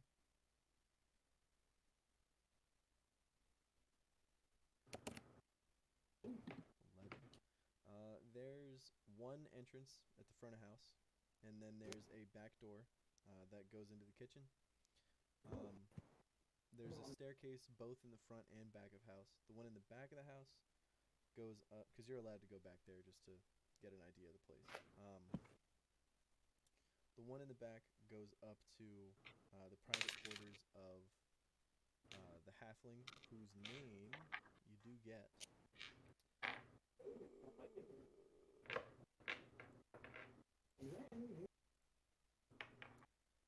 Legoli.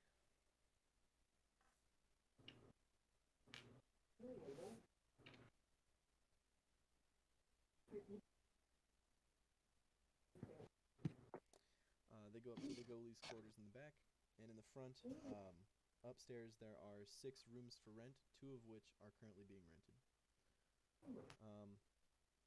Generally, the people who come in for food, at least during the afternoon on a Friday, seem to be people who are rather well off. I mean, everyone who walks in here has like, decent enough clothes. You'd guess like what would be middle class. No particular race. Yeah, it's a pretty nice place.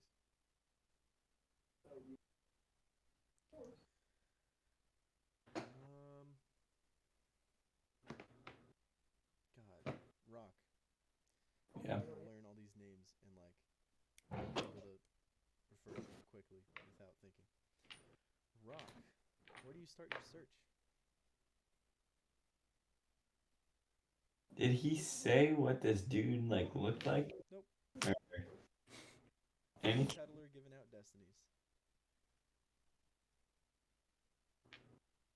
That's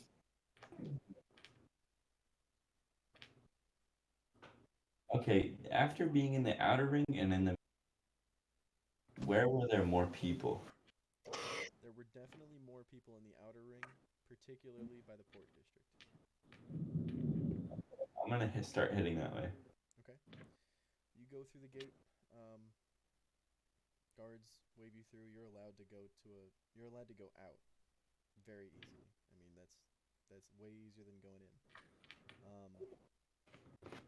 In the early afternoon, there are definitely still a lot of people about. It looks like a couple ships might have left based on, just looking around, seeing empty dock slips. Yeah, there's a lot of people around here, most of which are engaged in either loading something off of a ship, putting stuff on, setting up their own little kiosks in certain portions of the port district. Some of which guards do approach and order to be packed back up. Yeah, what sorts of stuff are you on the lookout for? Do I see anybody like shouting, like they're like advertising? Make a perception check with advantage, because that is an easy thing to notice if it is there.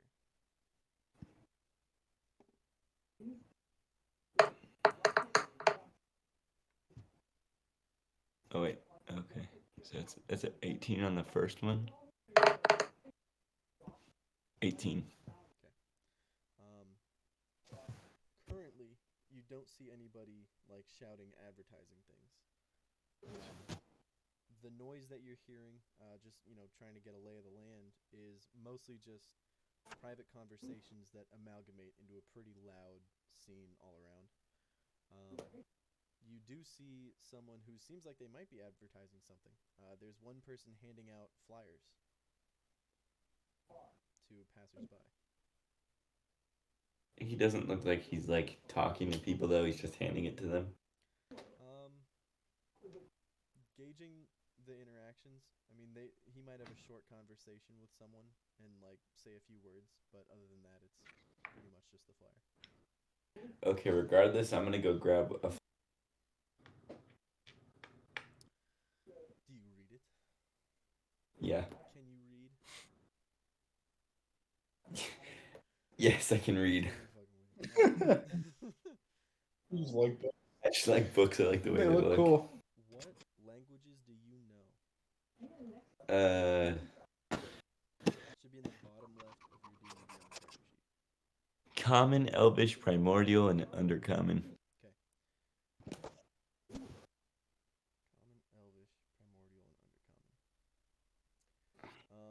In Undercommon, this flyer, it's actually pretty clever.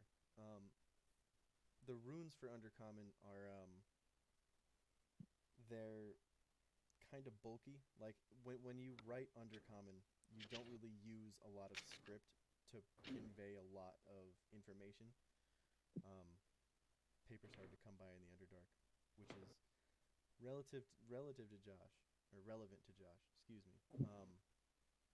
Underdark is Dewdale, because the cosmology is a little different. We can have a conversation, or I can post a document about it at some point.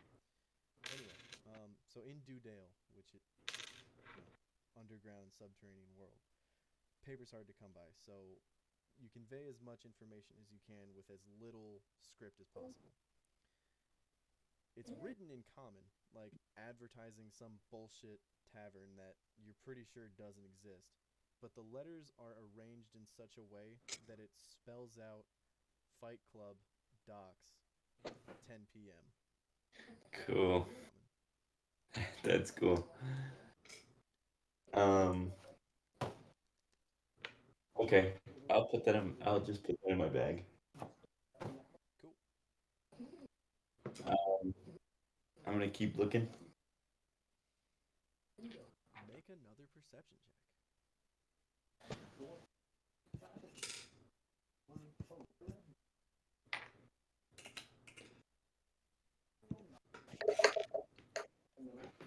18 again. Ooh, you do find a guy shouting. Okay. Nice. Come one, come all, to the fabulous Albrazu, diviner, fortune teller. If you need information about the future of your life, come right up. It seems to be just repeating a general spiel. Some words might change, but Albrazu, the diviner, is definitely trying to pull customers. All right, so I'm gonna walk up to him. Cool. Ah, yes, young fellow. Can I tell you your fortune? How can I help you? What do you need to know about your future? Roque, of course, I already knew that. You didn't need to tell me your name. Do you know?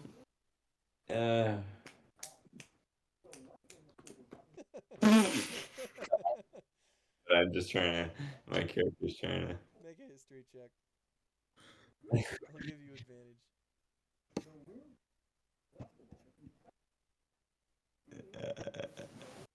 Oh, my history's pretty good. Yeah, +4 is pretty good. 17. 17. Oh. 23, damn, dude. You got luck when it comes to smart things. Yeah. Just Okay. interacting with people. Yeah, no, you definitely remember his name. Neradas. Neradas. He like looks deep into your eyes and like knits his fingers and presses his index fingers to his lips. An old lover, perhaps?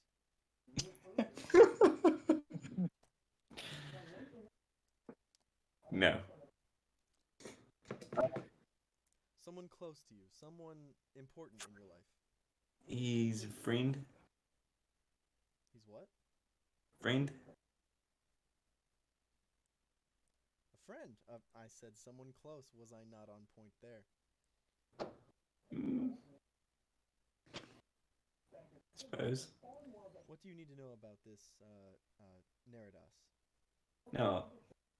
I don't need to know. Do you know him?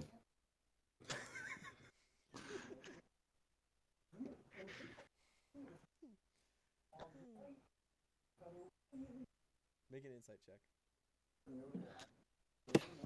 Of course I know him. He was through here just the other day. I can tell you where he went, if you like. Although that may cost you. No. He... This guy is lying through his teeth. No, I literally know. He's looking for you. His expression goes kind of like incredulous. His eyes are wide. Do you know why? No. Come with me. Make a perception check. Perception? Yeah. Persuasion? 14.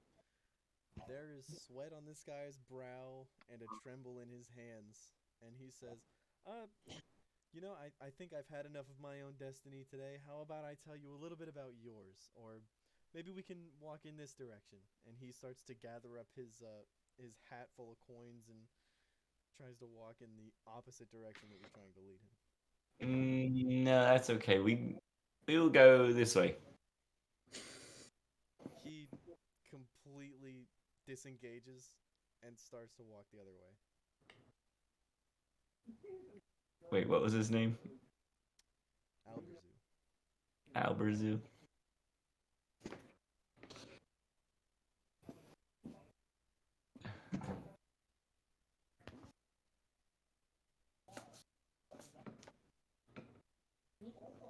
You're going the wrong way. You're just like speed walking behind him as he tries to get away from you. He says, I didn't do anything wrong. Whatever they told you, they lied, alright? I am not walking the wrong way. I am walking the way that I so choose because I am a free citizen of this here city, okay? No, you're not in trouble. He's just looking for you. He starts to slow down. Why is he looking for me? Sure, he didn't seem threatening. He just was looking for you. Make a persuasion check.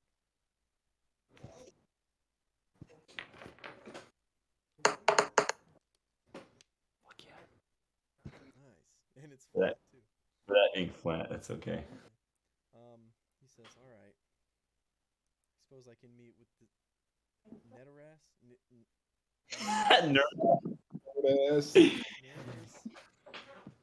Neradas. It's just come. Alright. Okay. He starts to stuff the coins into pockets and puts the hat on real tight. Flips up his collar and tries to make sure people can't see him as he's walking through the crowd with you. Okay. We walk off towards the workshop. Yeah. Cyrian. It's been a pretty long day. You've talked with Aelin Bunthriff, I assume, about some of the, frankly, bullshit denials that she's given out. Well, I mean, I'm not hostile. I'm just like, Of course. just want to know what the thinking was. Right.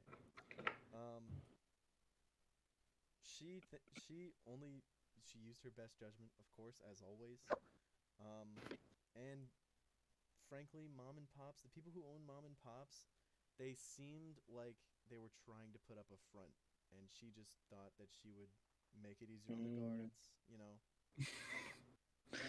I see. keep them from having to deal with some troublemakers. Plus, I mean, even if it wasn't, who needs more drunks in town? You know what I mean? I suppose. Uh, but the genie? Where'd you find the genie? He came to us. It's great, right? Yeah, as long as he doesn't cause any trouble for Oh, the citizens. totally vetted him. I mean, mom and pops, yeah, whatever. But the genie, I mean, I knew I had to look into that. Apparently, he's just a genie with a link to the elemental plane of ice, and he can only grant wishes associated with ice cream. So he's opening up an ice cream store. You should really meet him. He's a really nice guy. Yeah, perhaps I should sometime. Okay. Very well. All right. I'm assuming, aside from Tretij, that the rest of the party would probably like to meet up and discuss a game plan. That is the level 20 party, not our level 1 party. Yes. Yeah. Where are you all going to meet up? Sans Tretij.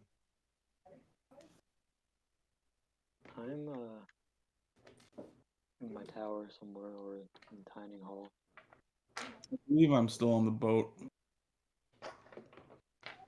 You have a whole day to figure this out. We're just going to speed it up and say that we're meeting somewhere, just to make things simpler. So, tower or boat or garden, somewhere in I town. would invite people into the palace dining room. Okay. You're sitting at this fabulously gilded dining table.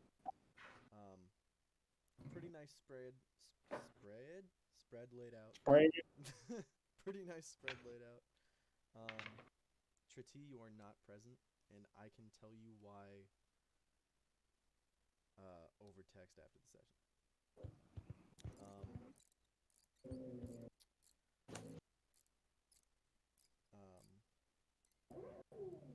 Yeah, so everyone's present. Mykiel as well, even though Jacob is not. What am I doing? Oh, okay. The level 20 party's meeting up to talk about plans. Okay. Having some dinner together in the palace. Cyrian's at the head of the table. Would you have your advisors present? They normally do dine with you, but if you'd rather they not, totally cool. They may. Okay. Then Navara is at your left, and Ahnkor is at your right, unless they're... Bring Carl and Warder with me. Yeah, Carl and Warder are so down to see Cyrian. They haven't seen Cyrian in like a month. Cool. They're my advisors. That's appropriate. Okay. So we got Cyrian, Ahnkor, Navara, Lonmonfondon, Mykiel, Ahnkor, Carl, and Warder sitting down for dinner together. It's a long table. It is. Want you to get bored, Alex? Is there like awkward silence, or is there like talking? Oh, Anker's definitely filling up the like space. You all Some sit kind. down for dinner and food's brought out pretty quickly. You can Okay. talk amongst yourselves. I'm gonna mention to Cyrian.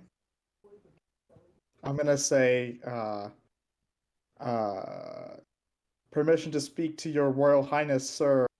I love it. You don't have to talk like that. Just speak your mind, as you usually do. Consider my mind spoken. All right. I'm just gonna say it. Canador gives me the creeps.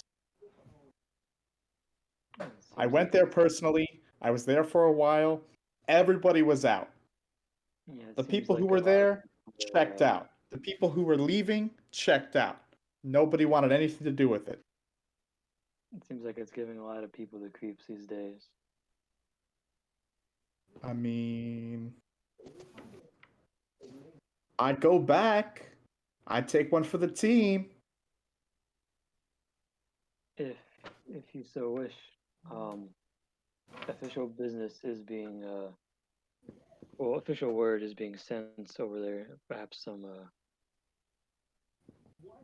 communication can be opened up with the new king. Perhaps. Things are If you've going got a any bit. leads for me, in the coming days, I'll let you know if word has been sent back.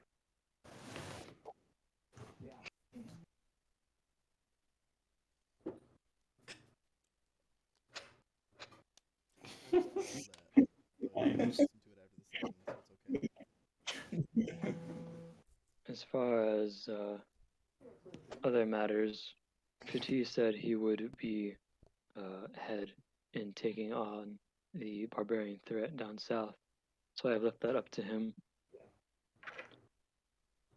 As far as the other situations to the east and north, I can do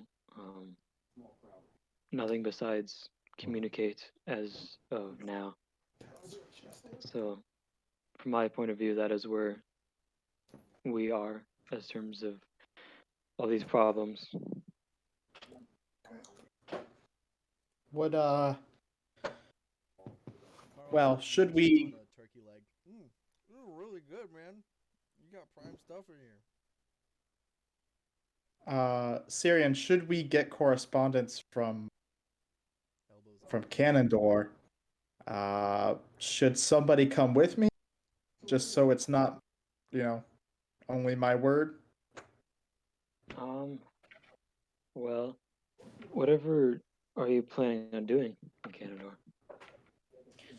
Well, there was this one thing where Frederick went missing, and they thought he'd gone into the fallen shelf. I never asked no questions. Remind me who Didn't this poke and Frederick is. prod. Huh? Remind me who this Frederick is. Frederick Bordier. He's that guy I saved from down in that dungeon. Quinn is. Was he, cousin of? I forget how he's related to her. Is it like? She says, I guess technically related. It's like a cousin that I never really knew, so it's like, and I guess it's in the family. I didn't know Quinn had evil in her family. I always could tell there was something wrong with you. Hey, not cool. Well, where would he be now? Didn't you say you helped him out? Pretty sure he's you dead. know,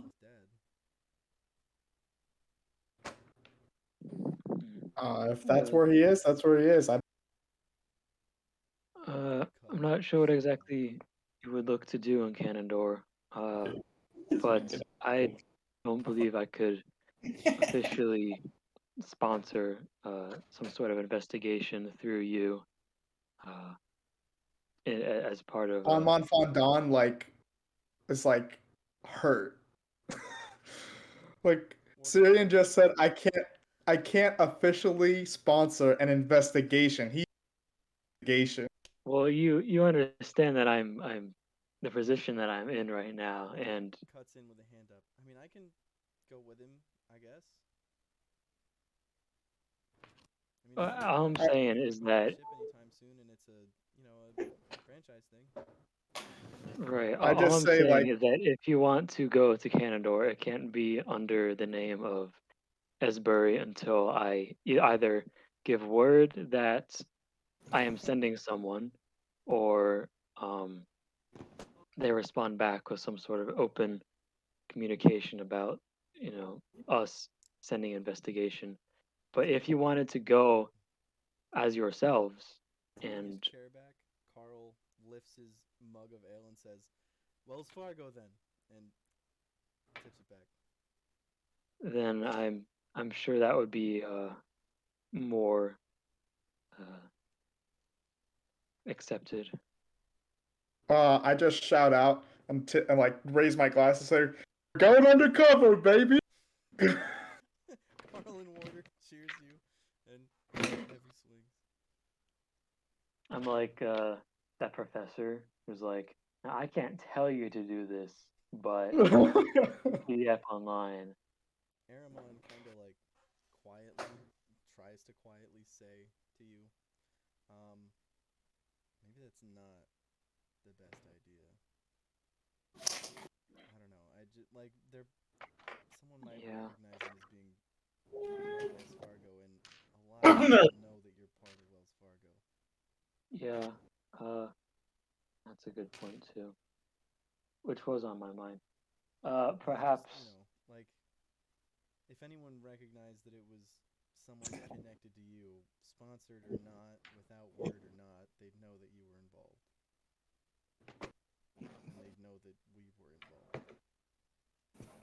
Well, perhaps, Lonnie, if you were to go with Warder, you could just call it a trip and act as if it was on a trip. So if anyone tries to, extract the truth out of you, it won't come up as you're lying. I don't give Cyrian any verbal confirmation. I just. Aramon Just don't do anything untoward. That's all. I just give him a little, like, aye, boss. Ahnkor and Mykiel not gonna weigh in? I go back to eating. Ahnkor and Mykiel? Music is Is that all that's going on? What? Are you just enjoying your food at this feast? At this plant? Yeah. And then we're talking about how Syrians want advisors a nerd.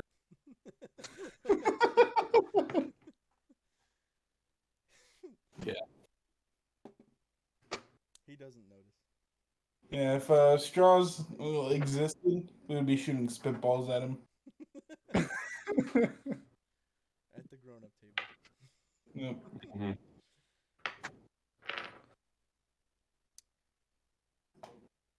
Does anyone else have any business that they want to bring up at this meeting? Nope.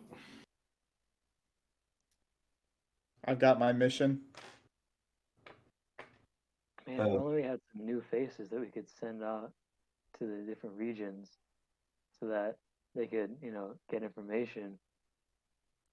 Aramon perks up and says, "That's a good idea. We should look into that. Mm-hmm. There's gotta be some hungry adventurers in town." I mean, we still have 2 other region issues to deal with. Still don't know what's going on with those ships and those knights. Yeah, that's true. I'm sorry to cut you off, but No, you're good. I don't want to keep you guys too long. It's already going on hour 4. Everybody here is good about not metagaming, so I trust you enough to do this because I think it's dramatic and interesting. Tretij. So you are chained up in this dark room. Kinky. It's dead quiet as you wake up, your head throbbing. One moment.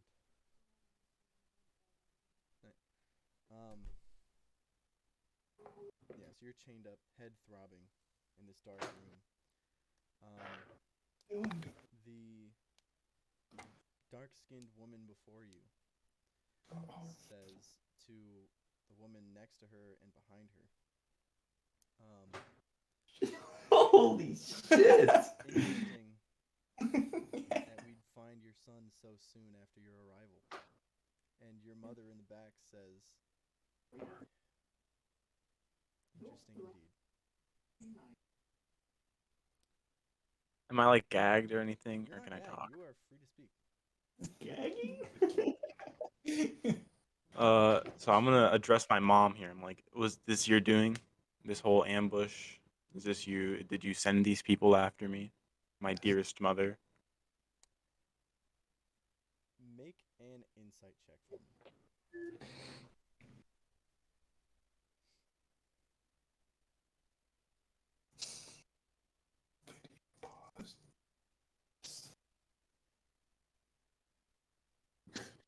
pause. Continue. Yes.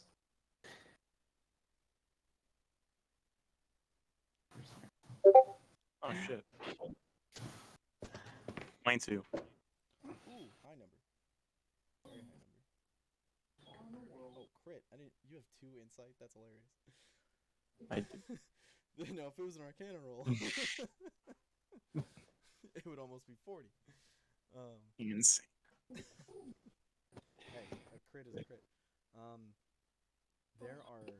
She's doing everything she can to put on a stern face, but her brow is deeply lined with sorrow and regret. And she says, I was only doing what I had to protect myself. What do you mean by protect yourself? As soon as you say, what do you mean? A 3-pronged living snake-headed whip flashes out from the drow woman on your right. I need you to make a Constitution saving throw. Key stuff, dude. Jesus.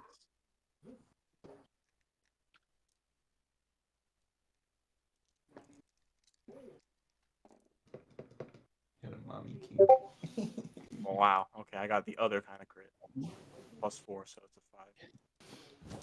You take 26 points of piercing damage. Yikes. Was I at full health before that, or no? Yeah. 2 points of poison, and you begin to fall unconscious again. And you hear one of the 2 women. I mean, it's becoming a daze. It's hard to tell which one is speaking. But she says, You said 26?